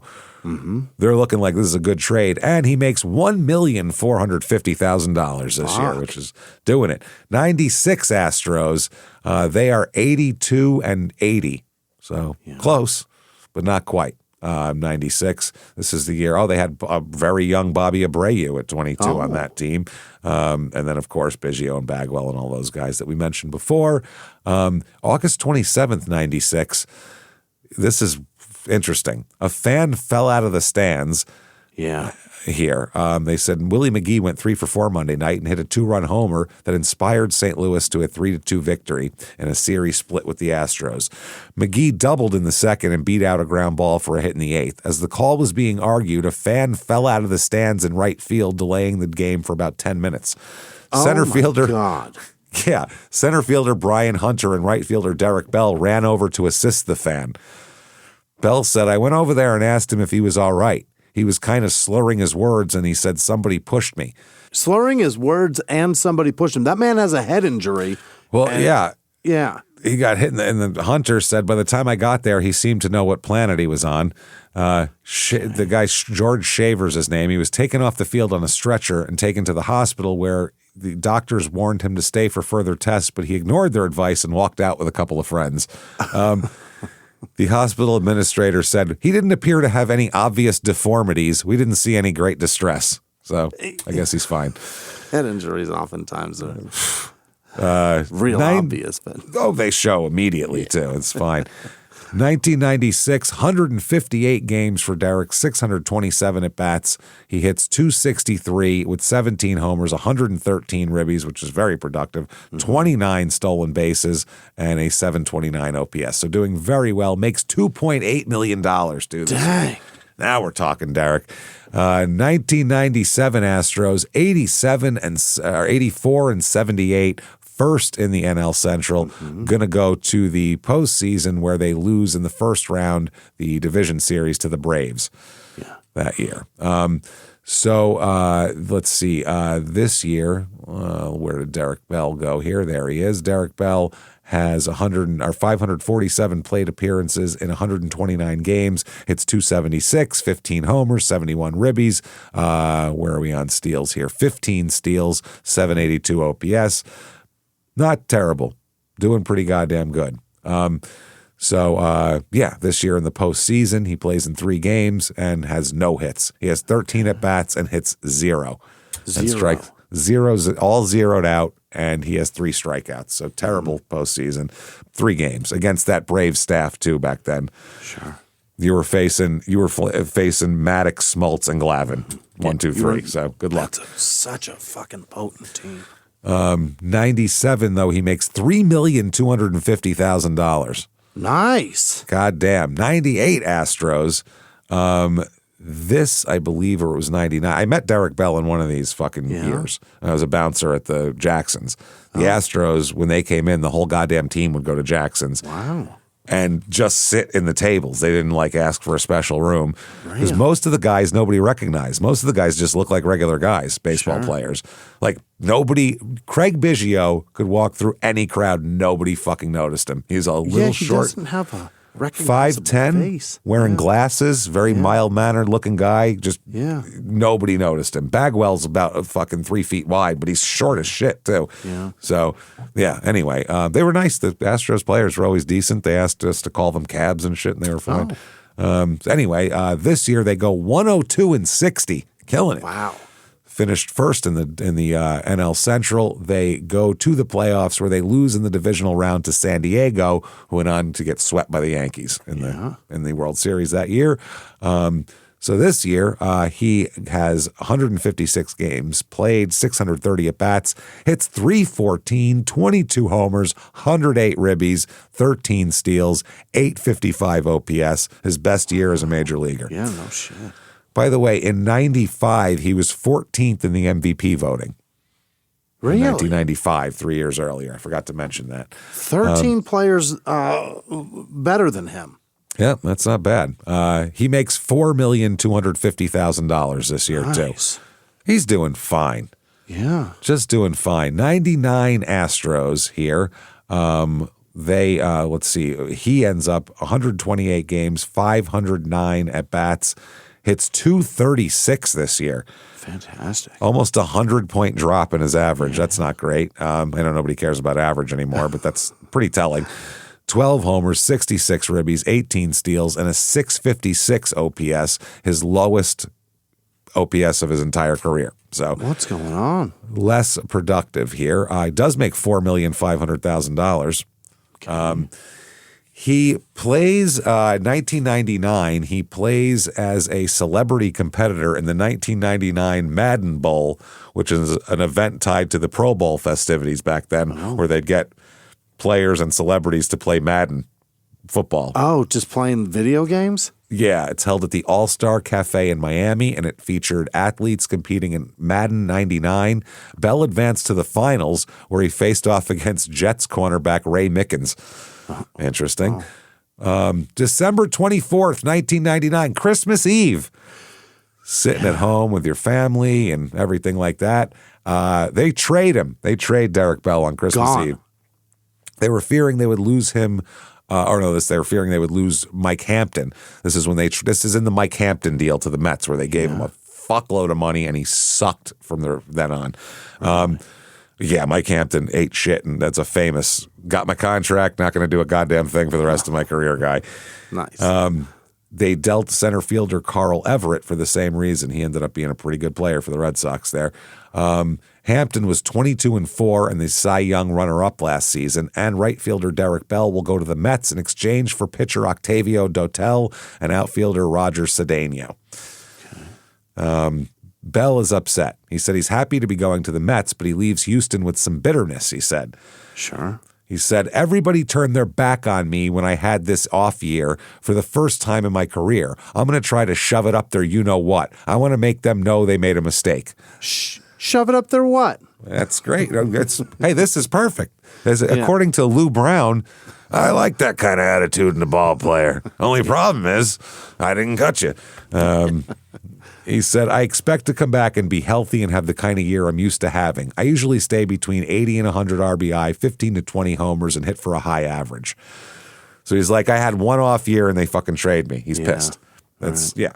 He said, the guys on that team, Biggio, Bagwell, they know Dierker did me wrong, Larry Dierker, the manager. But even though the things they did to me were very bad, I cheered for the people ahead of me. When they didn't start me in the playoffs, I was on the top step of the dugout, and I was the first one out to shake hands whenever anybody did something good. He said that he attributed his bad season to the lengthy absence of his batting coach, Tom McCraw, who underwent surgery for colon cancer. Ooh. He said he was like a father figure to me, remember? Right. He was on my mind all the time when he was away from the team with colon cancer treatment. I didn't get a chance to see him. I didn't get any phone calls from him, and I missed that. He taught me so much about hitting and the mindset about hitting. When he left, it really threw me. It helped when he came back, and I'll still be talking to him a lot.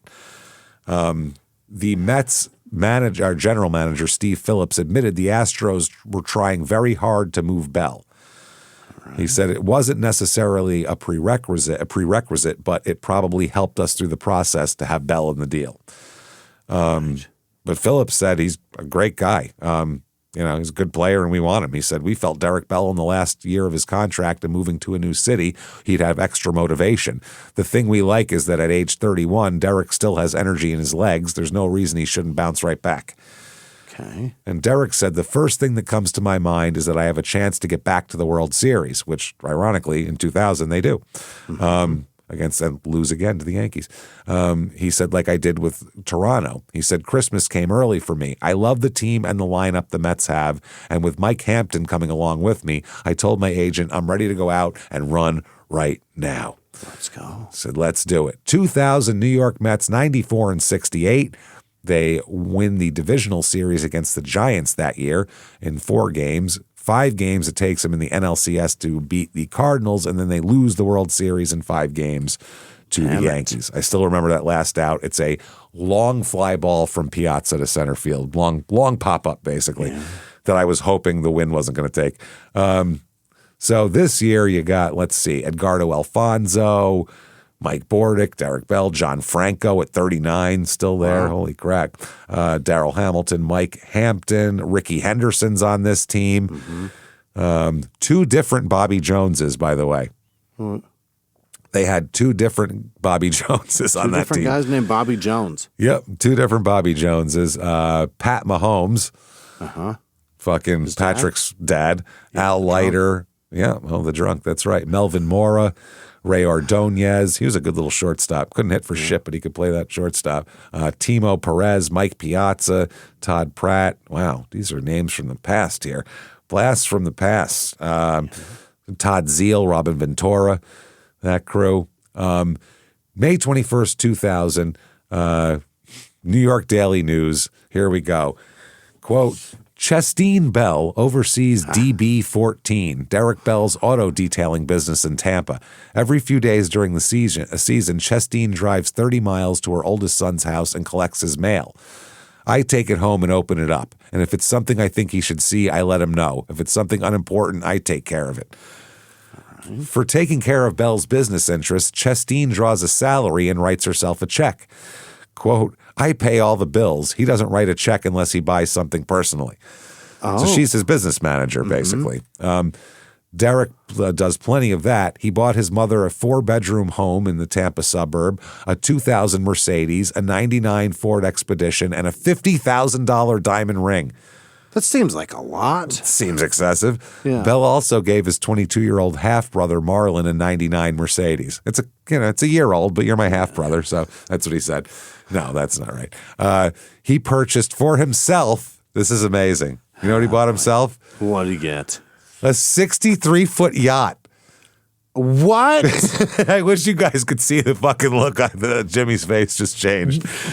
You did not expect me to say. How many guesses would it have taken to get to a 60-plus foot yacht on guess what he bought for himself? How many what guesses? Does he? What does he think that is going to happen? That is.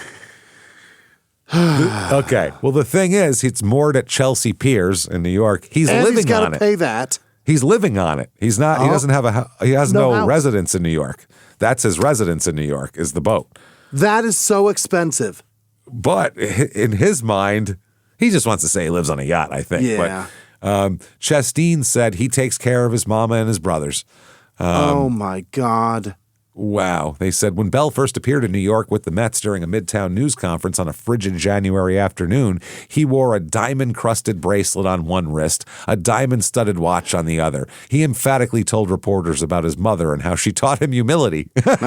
She's never married at 31, he has unabashedly asked reporters this season to advertise his infatuation with Toni Braxton, Janet Jackson, Selma Hayek, Jennifer Lopez, and Mariah Carey in hopes of scoring a date with any of them.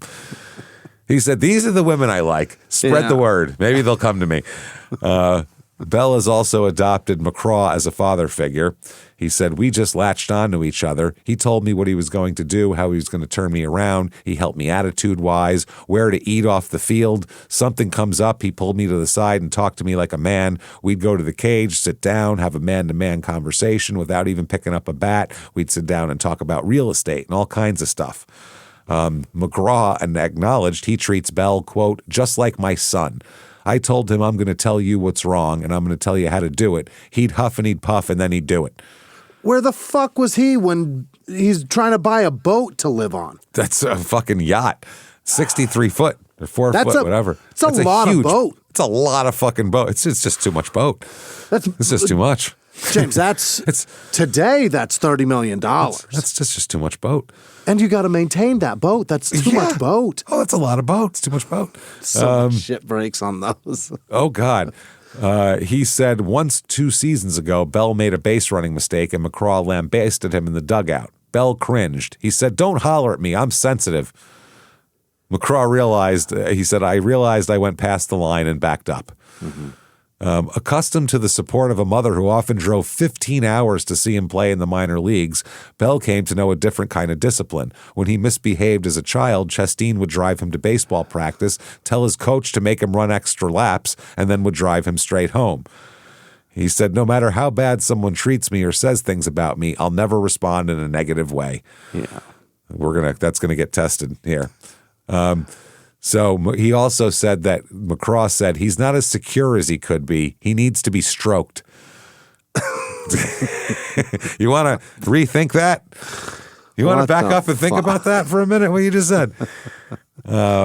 So July 11th, 2000, the headline is, Bell responds to warm welcome from new teammates and fans. Mm-hmm. He said that he's happy that the Astros here the subject this morning, however, was on how television sports anchors in Houston have been apologizing this season before showing viewers yet another highlight performance by former Astro Derek Bell, Mike Hampton, or Carl Everett.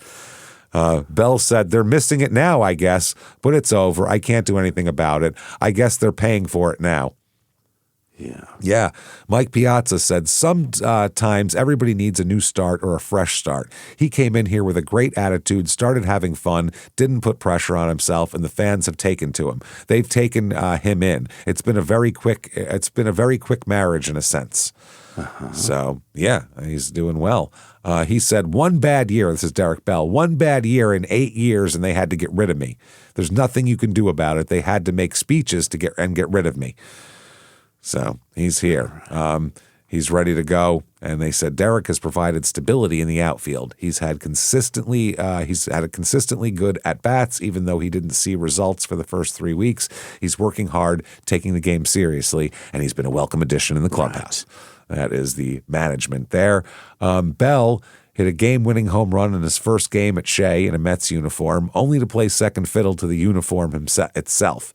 He wore an extra baggy jersey with long sleeves and in his words, quote, "doing it for my hip-hop community." Oh. Why? Only to be ordered by Major League Baseball to tighten it up. Okay. Bell complied, but still wears the baggy pants, which sag several inches around the waistband as he strolls through the clubhouse where he was last year in Houston. Then there's the matter of his living arrangements. Rather than rent an apartment in the city, he purchased a 63-foot yacht and moors it free of charge at a Manhattan dock in exchange for advertisement. Okay. So he gets free docking, which is big. That's big. Yeah, but in exchange for, in lieu of, he's got to do some shit to get He's got to do a commercial for him or some shit. Okay. Who gives a shit? That's worth fucking docking fees for a 63-foot yacht in New York all year? I can't imagine a slip like that is less than $2-3 grand a month. Gotta be. Yeah, who knows? Yeah. Bell said, "I'm a happy-go-lucky guy. I don't carry any extra baggage or anything. I just try to be me." Okay. Well, one thing, not just being Derek. Yeah, he's being Derek. One thing he does carry is, in a sunglasses case, is a note from Tom McCraw, who was the Astros hitting coach during his years in Houston and something of a father figure. It reads, "You're in the top 10% of hitters in the National League. Play hard every day." The note has taken on new meaning in the wake of McCraw's firing by the Astros last month. He said Tommy McCraw was one of the best hitting instructors they had. He turned a lot of guys around, and it's amazing they got rid of him. It just goes to show that they're not appreciative of the guys they have over there. They don't appreciate it when they have good things, and they let them go by the wayside. And this year has shown they get what they deserve. Right. That's right. He said that in New York, he said, people here know baseball and they're into it. Back in Houston, they only had one paper and the TV guys hardly came out to the ballpark. So people really didn't get a chance to see how I can play defense. Here, everything's under the magnifying glass and everyone appreciates when you do well. I left Houston on bad terms, but I had some good years while I was there. I got to put it behind me and do what I'm doing now, try to help this team win. Get after it, yeah. All right. One day, what is this, August 23rd, 2000, he makes his pitching debut. Oh, yeah. Pat Mahomes was ripped by the San Diego in his spot start. Damian Jackson hit his first career grand slam, and Phil Nevin and John Mabry hit consecutive second-deck homers in the Padres romp. The game was so out of hand that Mets right fielder Derek Bell made his first career pitching appearance in the 8th inning. His first pitch was clocked at 47 miles an hour. Nice. And he wound up allowing 5 runs on 3 hits and 4 walks. Wearing sunglasses and drawing chuckles from his teammates, Bell did not even look into catcher Todd Pratt for signs. Manager Bobby Valentine made the trip to the mound during the inning, which included a 3-run double by Corey DeHaan. Mm-hmm. They go out and they tell those guys, just don't hurt yourself. Don't throw it as hard as you can. Just don't fuck yourself up. 47, babe. Throw it over the plate. Let them hit it. Hopefully they hit it at – eventually they'll hit 3 of them at people. That's literally what they tell these guys. Don't hurt yourself. Because then you end up with like Jose Canseco blowing his arm out, trying to pitch fancy. Okay. September 17th, 2000 here. Derek Bell finds a home in New York is the headline. Mets outfielder living on his yacht. Now we get to find a little bit more about this here.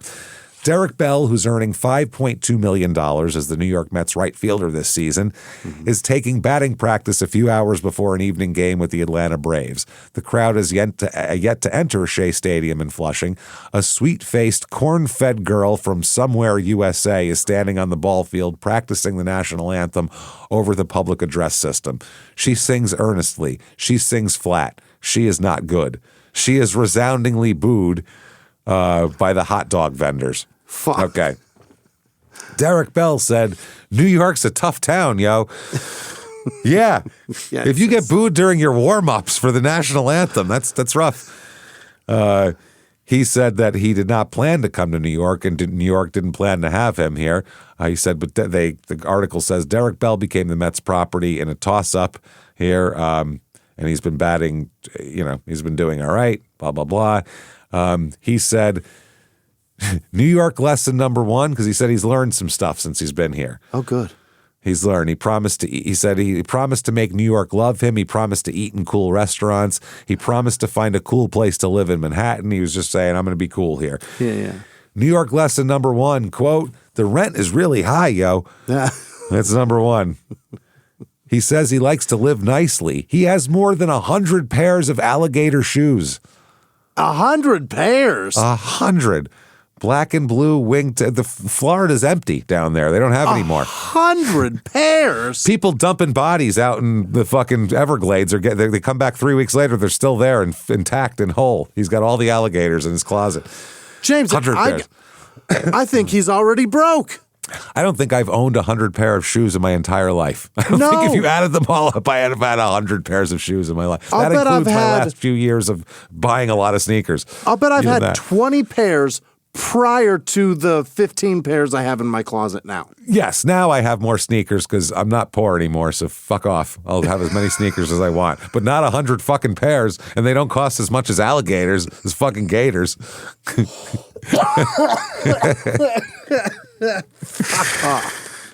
Fuck off. I find dunks on sale for $125, and I'm like, oh, God. I got shoes in there that are $30. I got shoes in there. Yeah. I got a $5 pair of shoes in there, James. I have no gators in my collection at I have all. a single pair of gators. 100? I have one pair of semi-expensive dress shoes that I bought for my grandmother's funeral. That's literally to Still have respect them. my grandmother, not even for me, just for her. That's it. So he says he has 100 pair black and blue wingtips, white and coral and black wingtips, coral wingtips, black wingtips, white wingtips. He has a 6-bedroom house in Tampa. 5 of them filled with orange suits, turquoise suits, green suits, and more shoes. When the 90s are over, he's going to have a hilarious garage sale. And the only person or a there lot is of gonna be 90s parties every weekend. The only person shopping there is going to be Steve Harvey. It's going to be very embarrassing when he's the only one who shows up for all these suits. Yeah. Oh, man. He says, that's what I have. Quote, I got clothes, yo. I would say so, bud. He said, I got to be representing. I don't want to get caught slipping. What is going on? He has 5 vehicles, 3 trucks, a new Mercedes, and a maroon convertible Rolls Royce. He is James, living it up. I'm subtracting all this from what he's made so far, and I'm is so broke. uncomfortable. He's broke. I am extremely He uncomfortable. cannot insure that. Wow, he has a yacht, a speedboat, and a fishing boat. If He you can't have insure 3 that. boats, He it's can't too, insure you that. can't. You're out of your mind. You're out of your mind. He has 5 Nuts. cars, 3 boats. You can't afford the gas for that. That's anyone who has 3 boats has lost their fucking mind. Either You've that got or they're to- a billionaire. You've One got of to- the two. You've got to change oil in that. That's insane. He wears a gold and diamond baseball pendant, gold and diamond studs, and gold and diamond watch. He says, I mean, I got things and I needed a place to put them. He's definitely got things. Yeah. I mean, I got things and I needed a place to put them. What do you want? I'm going to be sick. He has not played enough nor made enough money to have these things. Well, he said, this is amazing. He went looking for a 2-bedroom apartment in New York in January. Yeah. Okay. This is in 2000. He said, I knew New York was expensive, but when I went looking for a 2-bedroom, I was thinking somewhere around 14, 15. 1,000? No, he meant 14, 1,500 a month. Okay. Because in 2000, in like Houston, 14, 1,500 a month would get you a very nice place. Very nice place, yeah. Very nice place. 14, 1,500 a month in New York in 2000 gets you nothing. That puts you in New Jersey. That puts you in the projects or in New Jersey. He said he found a lot of 2-bedrooms renting for around 14, 15 a month. The problem was it's 14, 15,000 a month. Yes. And because he told the agent 14, 15 a month, and they said, okay, and they brought him a bunch of 2-bedroom apartments that were $14,000 or $15,000 a month because that's what they cost. Okay. So he thinks that's outrageous, which is fantastic. Which is hilarious because he has a yacht. What are you talking about? And that's to live in these doorman Upper East Side. Yeah. But, these are like, you want to act like you have old money and all this shit. It's expensive to live in New York. He could have gotten someplace in the suburbs or Connecticut or somewhere like Hoboken. that. You want to live in fucking Manhattan, Midtown, or some shit like that. Costs. It's not free, man. He said, and then you got to pay the agent a month's commission. I said, hell no. I mean, I could afford it, but why should I when I got options? And the options was keeping most of his stuff in Tampa while bringing his Sea Ray 800 yacht. He said, how many times I got to say it's not a boat, yo, it's a yacht. It's a Sea Ray 800. I mean, Sea Ray implies boat, but yeah, that's a giant boat. It's important that you know that it's not a boat. It's not a boat. yacht. It's got 3 staterooms. That's right. He began living on it in April when the season began. On a couple of occasions, he sailed it to work at Shea Stadium. It's tied up on the west side of Manhattan in a marina close to a popular tourist spot, and he'll pay for the slip by doing some publicity for the owner. He said, the funny thing is, yo, it's got more room than the penthouses I was looking at. Yeah, I'm sure. Lesson number 2, never keep the fish. That's important back then. It sits in the Hudson River, and he says it's a leather and smoked glass. It is leather and smoked glass and has a garage for his jet ski, 2 bedrooms, 2 full baths, a kitchen, and a wall full of electronica. Like many New York apartments, it has only beer in the refrigerator, and the stove has never been used. On the deck, there's a bottle of Hennessy and a leather couch, and beyond that is the pier where tourists walk by. A slightly plump white woman sits up there wearing a skirt, her legs slightly apart. What the fuck kind of detail is that to put in the paper? He likes chunky white chicks who sit in slutty poses. Air dried. Wow, that is a slightly plump white woman. He's like, she's thick, yo. What the fuck are you talking about? Don't call her plump. That's different than thick. Pussy. With her pussy out. This reporter saw her pussy. D. Bell. Stevens, ABC News. One pussy to go. One pussy down, 8 million to go in the naked city. D. Bell, the fisherman, casts his line. Hey, psst, excuse me, you waiting for somebody? 5 more minutes, she says. 5 more minutes and I'm getting on your boat. You can get on my boat anytime, baby. She melts into a dopey smile. She keeps tugging down her top. It's not clear if she knows this is D. Bell, although his face is unmistakable. The squash-shaped head, the thick goatee, deep lines running across his forehead, the beanpole body. This guy is, I want him to write my obituary, for Christ's sake. He'll make you sound like a piece of shit, no matter what happens. He'll make you sound like you were grown in a garden. And you like fat white girls. That's what you're into.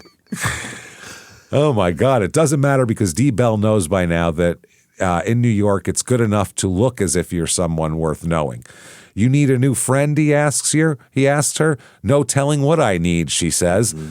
D. Bell spends his time away from the ballpark on his yacht with his head down, a drink in his hand, listening to people whisper, is that really him? What, the broke man? The broke guy who should be very incredibly overextended right now? Wow. D. Bell is one of the few New York professional athletes to live in Manhattan. He's the only one living on a yacht. Yeah. He never really invited the gawking woman aboard. It's sort of like catch and release, a tease. He learned that lesson a long time ago. That's the fish he's talking about. Mm-hmm. It was April 94 and D. Bell was playing for the San Diego Padres. He and a teammate were arrested at East 30th Street and Lexington Avenue for soliciting sex from 2 undercover policewomen. The players said they were teasing and pleaded not guilty. The charges were dropped 6 months later for lack of evidence. So now D. Bell, who sometimes refers to himself in the third person, rarely goes out. And when he does, he says, quote, I'm chill. He's just chill. He does not trust the motives of many New York women. He's never been to Central Park, he says. He's never visited a museum. He's never seen a show. His clothes are imported from Cincinnati. You know, where all the top fashion. Cincinnati. Yeah, he's just got some guy who makes giant, weird-colored suits there. It's got to be. Is that where they get the gators? Why would you bring shit in from Cincinnati? He said, don't need any of that. Just give me my hip-hop music and my game, and I'm happy. And then lesson number 3, drive like the cabbies do.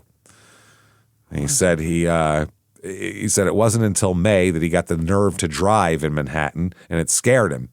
He said, the way these fools drive, I wasn't sure. But the more he saw of it, the more he liked the challenge. Sure. So he brought his truck to New York and has been He said it's basically 3 rules. 1, whoever has the front end ahead of the other has the right of way. That's Manhattan driving. Yeah. When in doubt, use the gas pedal. Also very good. You brake, you're just going to cause a pileup. Yeah. And he says 3, never use brakes. Oh, never use them anyway. He said, now I drive like a fool anyway, any way possible, like the cabbies do. And New Yorkers know, they all about ball. I'll be sitting there in traffic and they'll say, hey, yo, Derek, like rootin', It ain't like that in Houston. Okay.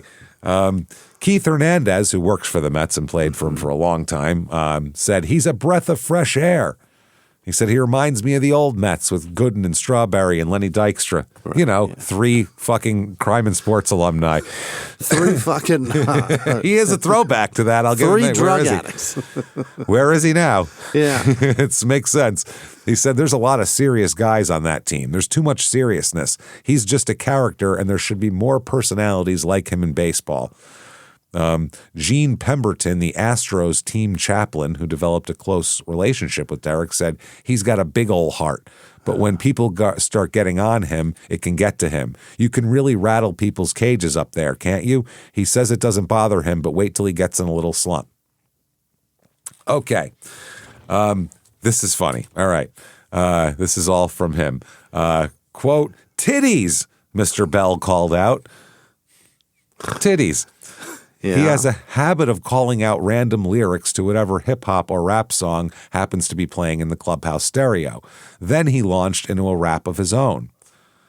I don't think it's a rap here. What song is Titties? I don't know. Some song, I guess at some point in the song, the word titties happens, and he really wants to emphasize that lyric. What year? 2000. Could be anything. Could be anything. Any fucking Southern shit from back. Who the hell knows? So, yeah. This isn't a rap. This is just his bullshit. He said, I'm just Derek Bell. I come to the ballpark every day. I go home. I walk the street with all the crowds in New York. And in New York, if you have good rapport with the media, you talk to them. And when they want to talk to you, and you know what I'm saying, there ain't no problem. You got to do your job. I got to do mine. If I fuck up, you got to do your job. Talking about the media. You read the paper and it says Derek Bell made an error, cost them the game. They read it while they're eating breakfast or while they're drinking their coffee or while they're, on the toilet taking a shit. And guess what? Next paper comes out the next day and you did something good. You know what I'm saying? And then they're going to get the next paper the next day and they're going to read that. If some guy's an asshole to reporters and he don't relate to them, that's when you're going to get on their bad side. You might write something bad and then it ain't going to stop you from being my friend. You know what I'm saying? Why should I be an asshole to you guys when you write about how I did something wrong? If I did something wrong and I admit it, it doesn't bother me. Uh-huh. He said there's other times when he finds himself walking around Manhattan near the DoubleTree Hotel in Times Square where he's living at that point. I don't know why he's living there. You got a yacht. I think he might have got rid of the yacht. He lives when he's not on the Bell 14. That's when he wants to stay on land. That's when he stays at the DoubleTree where everyone with a yacht stays. That's when he forgets he's famous. He's tough to miss with his baggy eyes and shaved head. Any other insults they want to? So he's beanpole, squash-shaped, baggy eyes. Squash-shaped head with baggy eyes. Jesus Christ. And he's a beanpole on top of it. When people turn to look at him, he turns too to see what everyone's looking at. He said, I step outside to go to McDonald's or something, go to Wendy's, and people look and say, oh, he said, imitating someone doing a double take. And then I turn around and look, and then I remember, oh, damn, because, I'm out there walking around with everyone waiting for the light to change. Back in the clubhouse before games, his teammates were trickling in. They saw him getting his coordination right and started getting into the act. Pitcher Pat Mahomes grabbed one of Mr. Bell's suit jackets and tried it on over his T-shirt and did a little dance. Yeah. Outfielder John Yes, this is crazy. Outfielder Joe Nunnally joined in. Clutching a can of Mountain Dew, Mr. Bell danced across the clubhouse to pitcher John Franco's locker, where a knob on the wall controls the volume of the clubhouse music. He cranked it up and danced away. Mr. Franco turned it back down. John Franco's 40 at this point. You got a 40-year-old getting in there. He's like, I ain't listening to this anymore more than that. I'm turning it down. You bring me a nice sausage and peppers, maybe something like that. We'll talk about it. But they gave him the volume, which is very funny. That's funny. At his locker, Mr. Bell assembled his road trip entertainment. Dressed in his uniform pants, spikes, and no shirt, he sorted through his stack of electronic equipment, portable CD player, video game machines, battery recharger, headphones, and dozens of AA batteries. Wow. Wow. 2000, Mets. Plays in 144 games, 546 at-bats, hits 266, 18 homers, 69 ribbies, only 8 stolen bases, and a 773 OPS. So not great, not terrible. Only plays in one game of the postseason, it looks like, and had no hits. So they gave him one at-bat the whole postseason. Yeah. Which is crazy that he didn't play at all through 3 fucking rounds of playoffs. When they've given him a lot of money, and he needs to earn some more. He made $5 million this year. Yeah. Makes no sense. December 11th, 2000, he's gone. Mm-hmm. He is gone. In a 2-hour period yesterday, the Pirates filled 2 major roster needs by signing free agent right fielder Derek Bell and closing the deal with left-handed pitcher Terry Mulholland, who shores up their bullpen. So now he's on Pittsburgh. Bell is guaranteed about $9 million. He agreed to a 2-year contract worth about $9 million with the Pirates. Okay. 2001 Pirates, 62 and 100. Not good. Not good at all. No, manager Lloyd McClendon, I believe, is this the year where he went out and took the base and brought it back because he was managing? Maybe. He went out, argued with the umpire, got super pissed off, picked up second base, put it under his arm, and took it back to the dugout with him. Yeah, or first base, or whatever the fuck it was. Anyway, this year, Brandon Arroyo, pre-Red Sox. Not a lot of household names here. Mike Fetters, Brian Giles, he was good.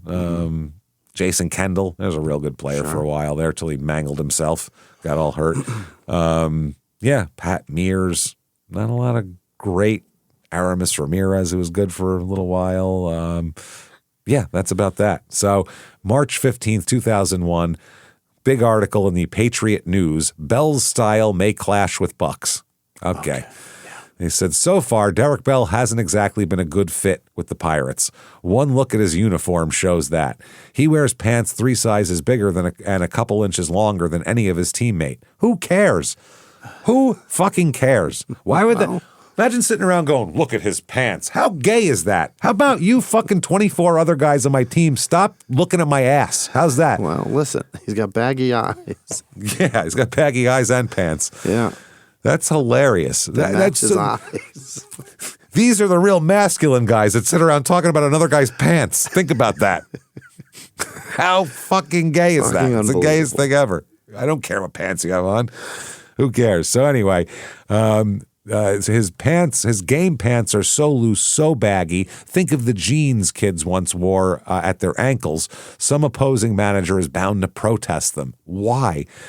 In one of the quietest clubhouses in the majors, he's the one talking the loudest, talking the longest. His cell phone has the noisiest ring. The CD player in his luxury import car has the most exotic sound system. Even his spring training accommodations aren't the typical player's condo or beachfront apartment. No, Bell is living on a yacht loaded with luxuries of a cruise liner. Apparently enough, too, Bell seems to be cruising through spring training also, too loose and relaxed, one proven winner on a ball club that has known nothing but losing for 8 years. I assume that's why you get a guy like that, because he's a winner. And then he comes in acting like a winner, and you go, hey, calm down. Stop doing that. That's why you suck for 30 years, Pirates. What the fuck? That's why, since Barry Bonds left, that's why you sucked for a decade. The Pirates added Bell and his hip-hop wardrobe, his high-voltage personality, and his accompanying baggage after finishing 69 and 93 last year. Yeah, whatever. Your quiet clubhouse doesn't work. You guys suck. It's not doing it. Get crazy a little bit. Light it up. Yeah. Somebody do something nuts in here. Yeah. So anyway, not a lot of guys in the Pirates are making this kind of money. They're known as one of the cheapest clubs, especially back then. Astros manager Larry Dierker, who managed Bell, knows what Bell can add to a team and what he can take away. He said he's the type of guy who will go the way the club is going. If the club is winning, he'll take a lead role. But if it isn't such a good team, he's not a personality like Jeff Bagwell or a Craig Biggio who'll find a way to have a good year when the team isn't. Okay. And now Derek Bell said he was surprised by Dierker saying that, saying, quote, I played on teams that have done well every year.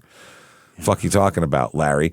In 1998, he was so full of energy after a not so good year in 97, and he did it all. And he did all the work he needed to. Dierker said. In 99, he was back to being the old Derek Bell. I don't think he was ever in shape when the season started.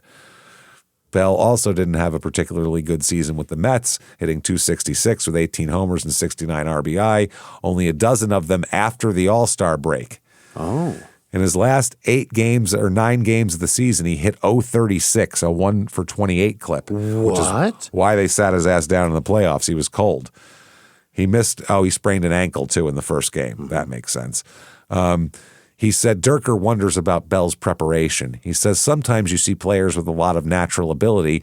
They expect it to be there all the time. As you get older, you have to work harder to get in shape physically and mentally, but the players with natural ability always think it will be there. Yeah. He does say that Bell's presence can loosen up a team, and he said, that could be an asset to the Pirates. He said he was always fun to have around. You always have a lot of laughs with Derek Bell. He'll laugh with you, and you can laugh at him, and he doesn't seem to care. And they ask, what does Larry Dierker think about his baggy pants look in Pittsburgh? And Larry said, they said, how will that go over? And he said, if they win, they'll go over real well. If they don't win, you'll see him rolling them up to here. That's not good. Yeah. If they win, who gives a shit? No one cares what kind of pants he's wearing. They're excited that he's wearing pants at all. Doesn't have his cock dangling out. So this year in Pittsburgh, he only plays in 46 games. Well, it's a long commute from the Hudson. The pier, the Chelsea pier. Yeah. 46 games, 156 at-bats. He hits 173 with 5 homers, 13 ribbies, 0 stolen bases, and a .576 OPS. That's terrible. He makes $5 million. He has done so well. Yeah, he has done... Financially, he's doing fantastic, but... He's really hemorrhaging. He's not doing well at all there. Anyway, so far he's made $26,912. But he spent so much. Or $912,000. Sorry. Yeah. March 19th, 2002. Oh, this was Operation Shutdown here. Okay, that's right. I got him mixed up. Pirates Bell irked at competing for a job. In spring training, they're making him compete for a job. Yeah. Because he only hit 173 last year. He said that if the Pirates don't give him a starting job in right field, he'll go into, quote, Operation Shutdown. Oh. He said, I'm not going to get hurt if I'm not going to risk injuring myself if I'm not starting. Fuck them, basically. He doesn't know that that's bad for his trade value or anything? Nope. Manager Lloyd McClendon and general manager Dave Littlefield said Bell, Armando Rios, and Craig Wilson are competing, and the starter hasn't been decided. But Littlefield said Bell has done little to win the job. Mm-hmm. Bell said, nobody told me I was in a competition. If there is a competition, somebody better let me know. If there's a competition, they better eliminate me out of the race and go ahead and do whatever they're going to do with me. I ain't never hit in spring training, and I never will. Isn't by virtue of having a major league job, isn't that enough news to know that you're in competition to keep this? For the last however many years, he shows up and he's the starter. And they're saying, you hit 173 last year. We're going to make this I think they're trying to light a fire under him, and he's not having that. He's going, you treat me this way. And some guys are like that. Some guys will try harder with that, and some guys will go, well, go fuck yourself then. Get rid of me then if you don't like me. I've been in the league for 10 years. I'm going to stay here. And you have to pay me $5 million this year either way. So guess what? You want to sit $5 million on the bench? Go ahead. Fuck you. I'll sit there and collect my fucking money and live on a yacht, eat dicks. He said, if it ain't settled with me out there, then they can trade me. I ain't going to go out there and hurt myself in spring training battling for a job. If it is a competition, then I'm going into Operation Shutdown. Tell them exactly what I said. I haven't competed it for a job since 1991. We'll quote Not interested. Well, oh, they do. Yeah. Yeah. Littlefield told the Post-Gazette that Bell is certainly competing for a job. At this point, he hasn't done anything to show he deserves a lot of playing time. He just hasn't performed. Last year, he was injured. He looks healthy. We'll just have to see more production. So March 30th, 2002, here it is. Derek Bell said goodbye to the Pirates on Friday, even though the Pirates have yet to officially say goodbye to him. He shut down. He shut down. Bell, whose inflammatory remarks 2 weeks ago all but assured his release, packed his bags and hugged several Pirates clubhouse employees Friday before leaving the field. He reported for treatment on a groin injury that sidelined him since March 18th, and he hurt himself in spring training. Bell's exit came 2 days before the Pirates break camp for Monday's season opener in New York, and shortly after he discussed his status with the general manager, Dave Littlefield. Yeah. Littlefield said the Pirates made no roster move or trade Friday involving Bell. However, Bell must pass through waivers before he can be released. Okay. Regardless of when it happens, Bell has been all but gone from the Pirates for days. Neither Littlefield nor manager Lloyd McClendon has mentioned Bell in any recent discussion about the right field job shared by Armando Rios and Craig Wilson. When a Pirates publicist saw Bell leaving the clubhouse, he asked him if he had any message to pass on. Bell only said, quote, "I got onto my yacht and rode off into the sunset." Like a real cowboy. On my yacht. On my yacht.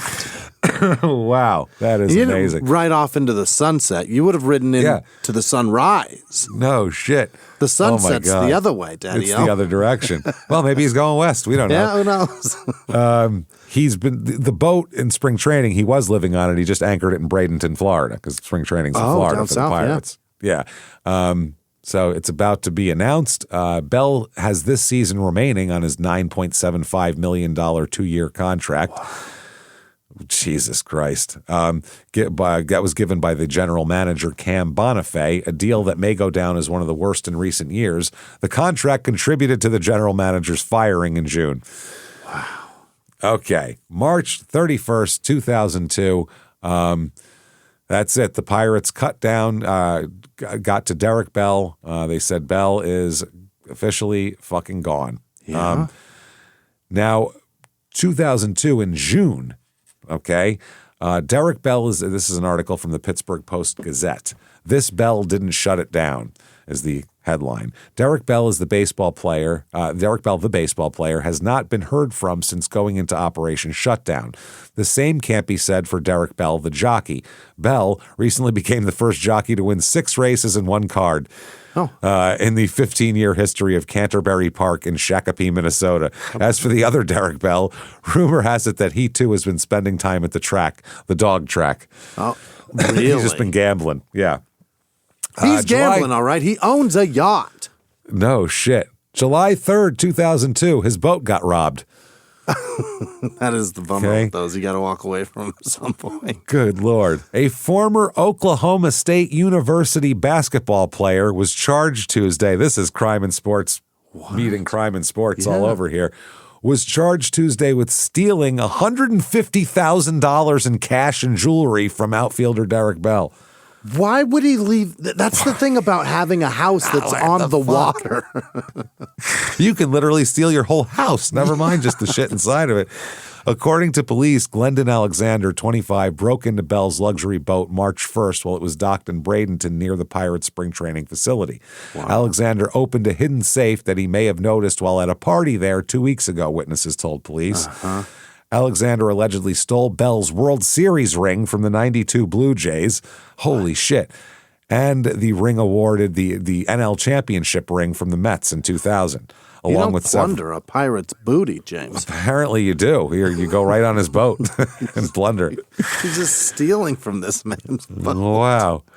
Both were recovered 2 weeks later when one of Alexander's alleged accomplices tipped off the Tampa police.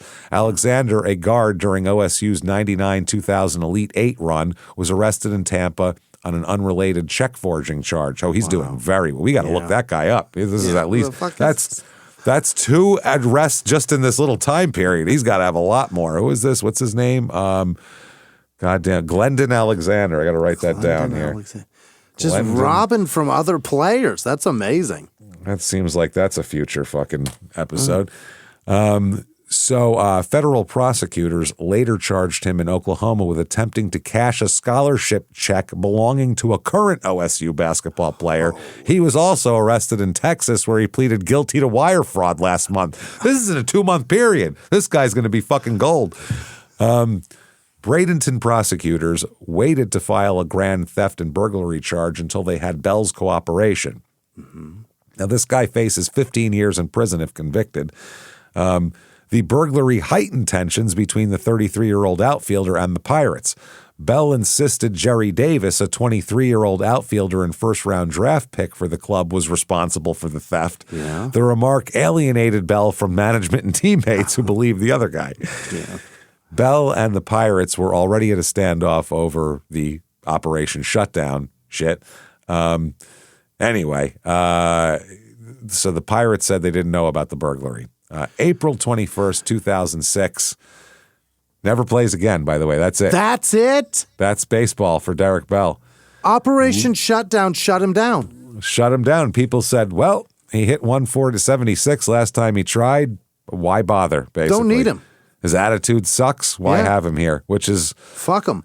Because, I mean, if he's going to be like a late career guy, he's going to be competing for anything. So if he doesn't want to compete, then fuck him. But, I mean, no one even brought him in for spring training. Nobody gave him an invite, took a flyer on him. Maybe we'll see what kind of shape he's in. Holy shit. Nothing. Like, nobody liked him after that. April 21st, 2006, Derek Bell gets pulled over. Oh? He gets pulled over at 3:17 a.m. I wonder what's going on. Gee, weird. That's always when good things are happening. Unless he's got a paper route that I don't know about. He's up to no good.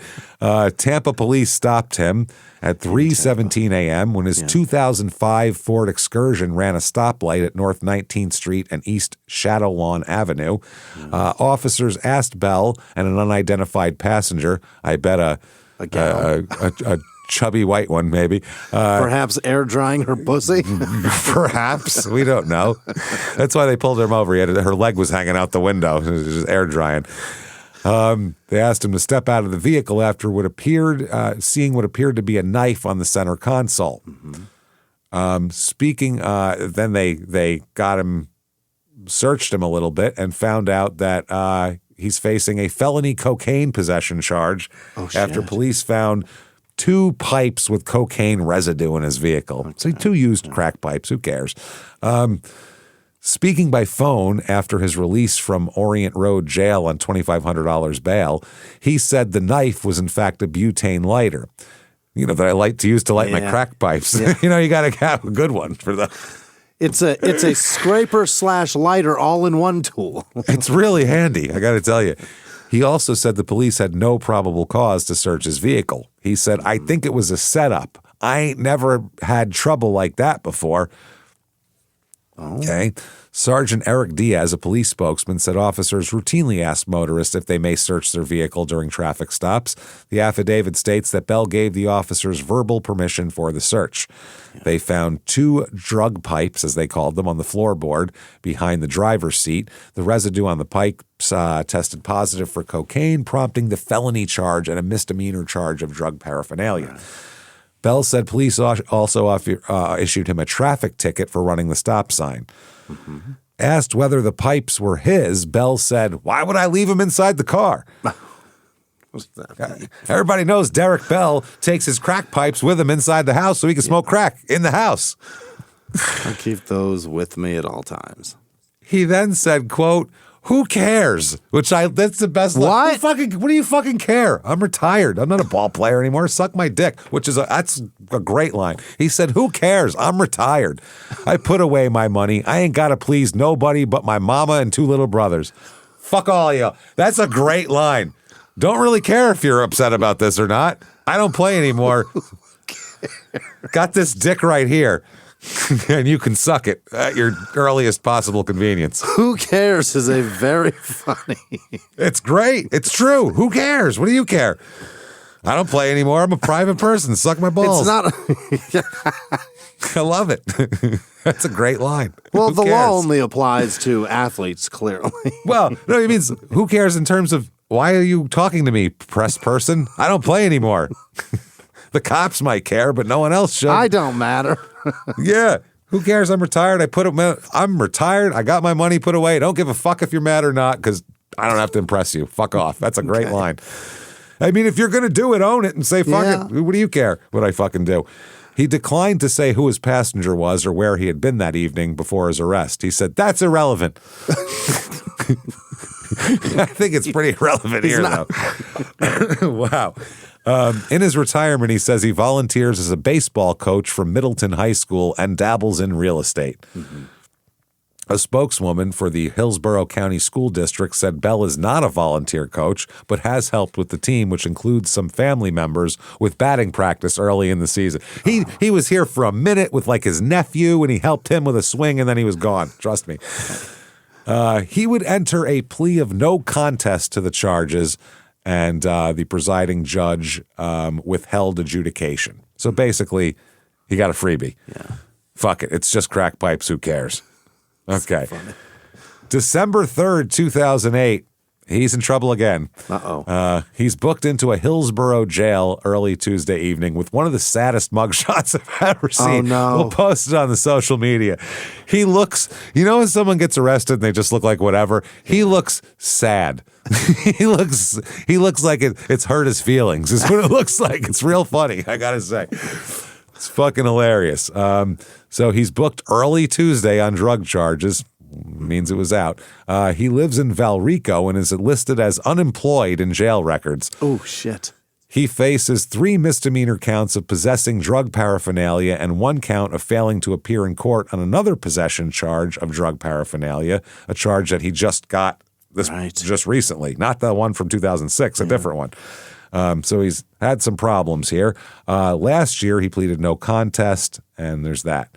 Now, this arrest violated some shit here, and he was held on these 3 counts with his missed court dates. They held him because he had missing court dates. Mm-hmm.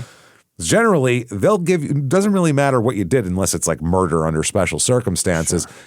You will get bail if you keep showing up for court. They will keep bailing you out. That's like credit in court, basically.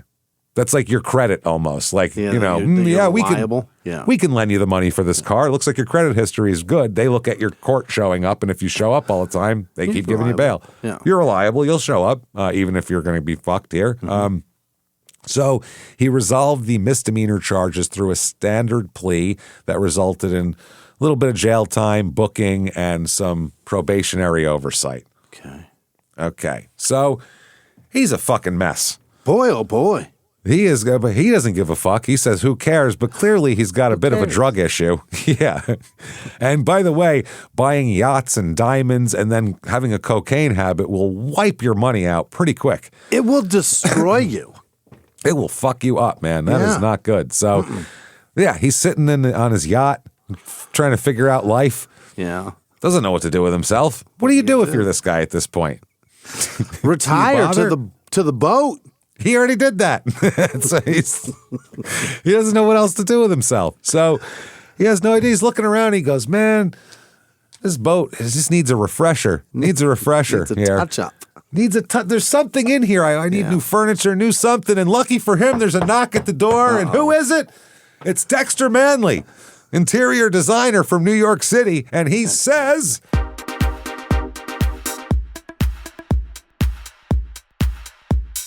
How is it you've come to arrive here? Holy shit. Dude, you're white trash. I'm sorry. I'm going to say it. You're as white trash as the dumpy blonde girl over here on your yacht.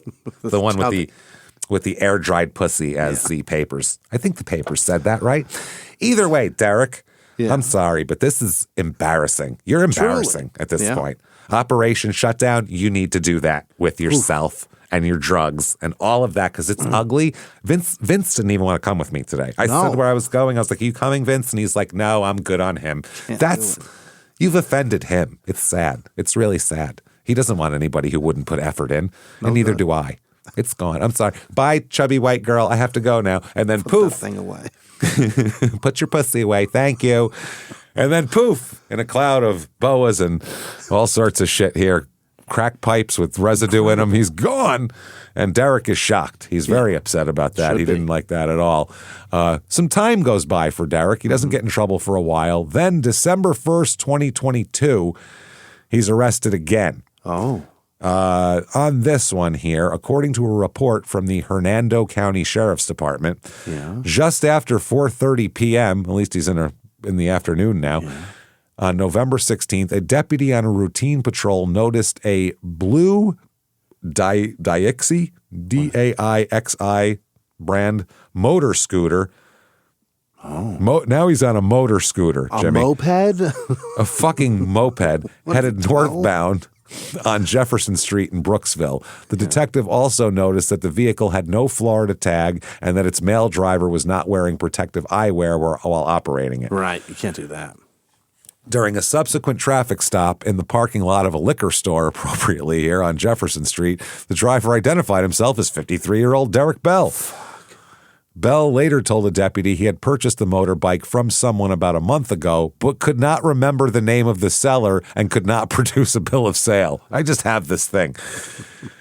Bell did produce an identity card, but told the deputy that he was operating the vehicle without a license because he was suspended back in November of 2015 after he failed to pay some traffic tickets. Oh, Jesus. This is what it's fallen into. Yeah. Unauthorized scooter use at this point.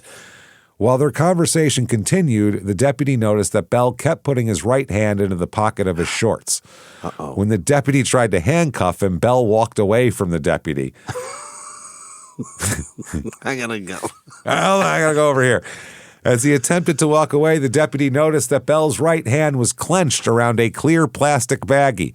Uh-oh. The deputy was later able to handcuff Bell, who released the baggie. Field testing revealed the bag contained a yellowish-white substance that tested positive for crack cocaine. Cocaine, yeah. Yep. He's got crack on him. Bell was subsequently arrested and booked into the Hernando County Detention Center on a single count of cocaine possession, and he's freed on bond. He was supposed to go December 6th, 2022 to his court date. That's where we are with that one. Now, you know, I think maybe he got a bum rap in a couple of places. Really? You know what I mean? A couple of places. And yeah, who cares if he's got a couple of crack pipes with his lady of the night? Who gives a shit at that point? You know, whatever. But, you know, at some point, I mean, I don't feel bad for him. Not nearly as bad as I feel. Jesus, how many could there possibly be? We're only going to do a couple because there's 8 million of them. Derek Bell, senior manager at Accenture in Philadelphia, Pennsylvania. And then Derek Reginald Bell, a British race car driver. Oh. He won the Le Mans 24-hour 5 times and the Daytona 24 3 times and the World Sports Car Championship twice. Nice. He also raced in Formula One for the Ferrari, McLaren, and Techno teams and had been described by fellow racer as one of the most liked drivers of his generation. Dang. Very un-Derek Bell-like. No yachts in that guy's life? I'll bet he does. He's got to have something here. Now, here's the thing. He failed to appear on December 6th for his court date. So as of right now, there's a page up that says failure to appear, possession of a controlled substance, no bond, and he's a fucking wanted man. He's an absconder right now? A cash reward for information that leads to the location and arrest of this fugitive. You can call Crime Stoppers at 866-990-TIPS or dial just tips from a cell phone or report anonymously. You can also click here. You get a cash reward of up to $5,000, and it says submit a tip under it, wanted on his fucking poster. Keep an eye out there for a beanpole with a squash head, possibly baggy-eyed. Don't forget maybe baggy wandering eyes. Around with a chubby white woman air drying her pussy. More than likely, a chubby-thighed white woman air drying her pussy. So, wow. It says he has an estimated net worth of. We didn't see anything. If he did turn himself in or they found him, we don't know. According to the media and what you can find, he's still a fugitive. Wow. We don't know. It says he has a net worth of $5 to $10 million, which is impossible. He had $1 million boat. He made 30 in his career. Yeah, Take away 15 for taxes and bought agents. His mom a house, bought his brother's shit. Cars. 100 gator shoes. 100 gator shoes, diamonds, houses, boats, yachts, cocaine.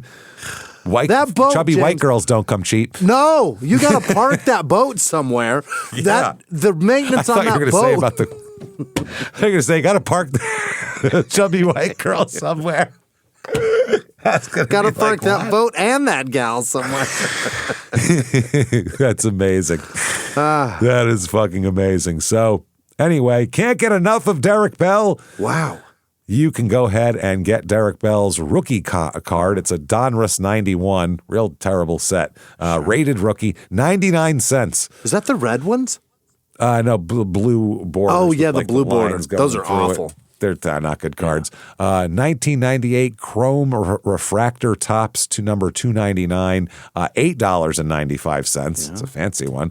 And a Derek Bell signed Blue Jays jersey. Oh. For the 92-93 Blue Jays, only $74.99 plus $10 shipping, which That's we might amazing. need that. We might need that for the studio. That's awesome.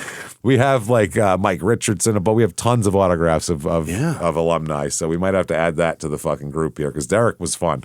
He's a goddamn fun guy. Yeah. So anyway, there you go, everybody. That is Derek Bell, and we promised you a fun, kind of light, crazy 90s He's a party. type of That's one. for He's sure. a party. Yeah. Just his quotes were amazing. He was so much fucking fun. So if you like this show or any of the shows we've done, please get on whatever app you're on. Give us 5 stars. It's so helpful. We don't know why, but it is. No, Trust me. You don't have to say anything crazy. No. No. You tell us where you would hide your crack pipes in the car. Yeah. Behind your seat. Where do they go? Derek Bell quiet quit. That's fine. He invented quit it. the majors. He invented quiet quitting in right field in Pittsburgh. So do that. Follow us on social media at Crime in Sports. Head over to shutupandgivememurder.com and get all your tickets for live shows. Also, all the merchandise. There's new stuff up all the time. Get your merch. Get your tickets for live shows. September 18th in Milwaukee. September 19th in Minneapolis. Almost mixed those up.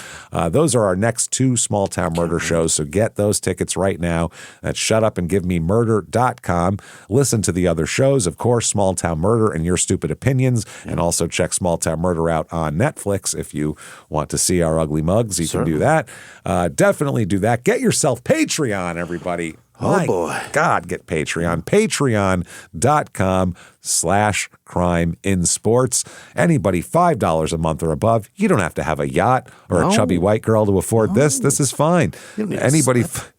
You don't need a slip. Anybody $5 a month or above, you get everything we put out, including, as soon as you subscribe, hundreds of back bonus episodes you've never heard before, tons of them, just shitloads of them. And then you get new ones every other week, 1 Crime in Sports and 1 Small Town Murder, and you get it all. All of it. Yeah. Take everything. This week for Crime in Sports, part 2 of hostage situations, because it was just so fun last week. It's a crazy idea. I'm going to take a bunch of people hostage. That's a wild story right there. Then for Small Town Murder, it's time again, everybody. Back by constant popular demand. The prisoner dating game is back, everybody. By the way, I've heard a bunch of people say, why don't you guys do that for Netflix? A podcast? Yeah. Like, no, do it for a completely different show. Have a 4th show and do prisoner dating game because they would love to hear that every week. I was like, do you know how much fucking work that is? No. Fuck no. These are a pain in the dick to put together. Fuck no, I'm not doing that every week. That is crazy. What would that do for us? Nothing monetarily apart from murder you. It would kill me. I mean, people would probably listen to it. It'd be funny. I mean, I think we'd get people that never listened before to listen to the show, but it's interesting. It's a concept. No one else ever thought of it. And that's not getting us a yacht, James. I don't know. We'll see. So no, we're not doing that. So prisoner dating game time, everybody's favorite. Yeah. I take 4 bachelors and 4 bachelorettes, line them up in front of Jimmy, and the only thing that any of them have in common is they are currently incarcerated violent felons looking for love. And what Jimmy does, I'm going to read him everything, and he is going to choose one bachelor and one bachelorette based solely, and I mean solely on they just get to see their pictures, anything, solely on the profile they write themselves. Then we get to find out who they are and what they did and how bad of a decision he's made, and it's fucking hilarious. Why they're a bad partner. Oh, man. That is patreon.com/crimeinsports. So you get the whole back catalog, you get all these episodes, and on top of that, you get every show we put out, Crime and Sports, Your Stupid Opinion, Small Town Murder, all ad-free with that Patreon as well. Not a goddamn ad going. And you get a shout-out at the end of the show, which is right now. Jimmy, do me a favor. Hit me with the list of the most lovely, lovely, lovely people who don't live on yachts and understand that wasting all your money is pretty stupid. Jimmy, hit me with them right fucking now. This week's executive producer, Jason Fuller. Hey, pal, how are you? Hey, Jay Miss Full, you what too up, much. brother? Todd Hell Scott, Penny Boyce. Happy hours in Fairfield, Utah. I didn't even know they had one. Sharon know Jones, Christy Pack, I want to say that correctly. Spooky Roads and Croaking Toads, whatever the fuck that means. And then Vladana Kochik, I imagine is how you pronounce that name. And I think Vladana includes or insinuates female. I don't know. I don't want to go too far. But thank you all so much. That's a great name. That's a very Eastern cool. European, right? Is that what that is? Vladana Kochik? I have no. Kochik is a Eastern European name. Yeah, Vladana. Sounds very tough. She sounds badass. Sounds good. Yeah. She knows how to load Good a name. gun. Other Good producers this week: Liz Vasquez, Peyton Meadows, Deanna Snyder. Pickle something, either one. You can handle her booze. Scott Richard in Maricopa. Perhaps Richard, but I like to call it Richard. That's much Makes more him sound fun. fancier. Ryan Bender. I don't want to call him a bender, but he put that in there. So Oi, Bender. Yeah. Frank, the South African bird washer. Remember that one? Yeah, I do. I remember that very much. Janice Hill and Robert M. Mike M. Thank also. Brooke Jacobson, Audrey McCraney, Heather Annis. All right. Sure. Why not? Aaron with no last name. I'm sure she didn't get made fun of ever. Taylor Diamond. No. Tim Bush also never got made fun of. Taylor Simpson. Indiana Jim Jones. Devin with no last name. Devon, perhaps. Christed Sherman. Christed? Really? With a D. It's not. Wow. It's not a typo. Maybe it's a typo on their part, but not mine. Maybe. Sheston with no last name. Sarah White. Tam with no last name. Aria Peterson. Jesse with no last name. Junior Ayuso. Chicken Pecker Party. Gross. Oh. What does that mean? Wow. The weirdest thing ever. Teresa Gonzalez. I guess we eat their breasts. We don't eat their pecker. They do peck, too. Do they have was there a chicken dick? There's got to be a chicken dick. Kathy Evans, Jeff H. Kai with no last name. Megan Afansev, Aaron Bayard, Brian H. A. Schwaller, Pimpachu. Like Pikachu, James, but he's a pimp. But a pimp. Veronica with no last name. Or she's a pimp. Pimp and I suppose they Pokemon, can all be both. That's not male. Sure. Yeah. Fuck it. Cynthia Doherty, Jenny McNeil, Amanda oh boy, Negrete, Amanda, that's who it is. Joyful Johns, Noah with no last name, JC or Jace Coot, Dale with no last name, Andy Cyril, Xavier with no last name, Jennifer Bainey, CJ with no last name, Jennifer Briscoe, Ray Beach, Hiker Faith, the Cocaine King of Albuquerque, James. His name's Vinny Vishnicki. He's also a junior, the third. Happy to Bill have him on board. Stanfield. Savannah Stephanie, Candace Lewis, Mags with no last name, Bobby O'Brien, Crunch with no last name, Emily Corkhill, Sandy with no last name, Therese Colby, Laura Milliner, Jean or Jeanne Gribben. It's probably Jean. I don't know. It looks like Jeanne. Alejandro Caceres, Daniel Pope, Nicole Henneman, Allison Dorsey, Jason Baldinger. Badinger. Badinger, maybe. It's not Baldinger. There's no L. Raver. Interesting. No L. Raver. Sweet Cheeks. Joshua Anderson. Michelle McComb. Andrew Hurd. Darth Bubbles, Becky with no last name, Lindsay, Ehrlichman, Jen Barrows, Kylie Brown, Crystal Ravenscraft, April with no last name, Dublin D, Joanne Kvalsund, Grundle. Hannah Key, Jessica Roberts, Michael with no last name, Katie Chris, Jessica Jonick, Gina with no last name, Barry McCockiner, that's definitely a real person. Sure. Leslie with no last name, Jake loves Maddie, also probably not a real person. Dylan Reeves, nope, that's Dylan with no last name, and also Nolan Reeves. Bear with no last name, Jonathan Yoder, Cleve Pritchard, Jana Lee, Jeff with no last name, Elaine.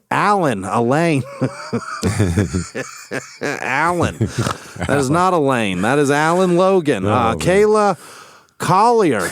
Yep. Emily Robinson, Glenna Suter, Luther Wade, Lizzie with no last name, Nicholas Gomez, Bubba Abernathy, Tiffany Brinkmoller, Ara with no last name, Kenneth Lutz, Jason LaForge, Bobby G, Ashley Grill, John Proctor, Rachel with no last name, Ocean Sullivan, Lowy perhaps, Charlotte with no last name, Natasha Henderson, the letter M, Frankie Rasmussen, Courtney Watson.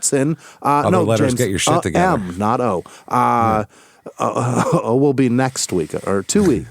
Courtney Watson, Phil Paquette, Katie C, Megumi Hack.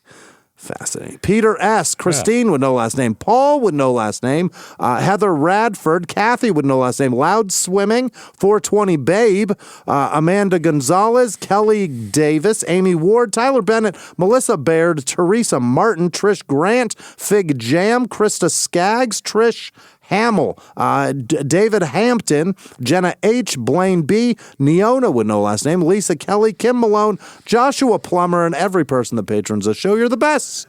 Thank you so much, everybody.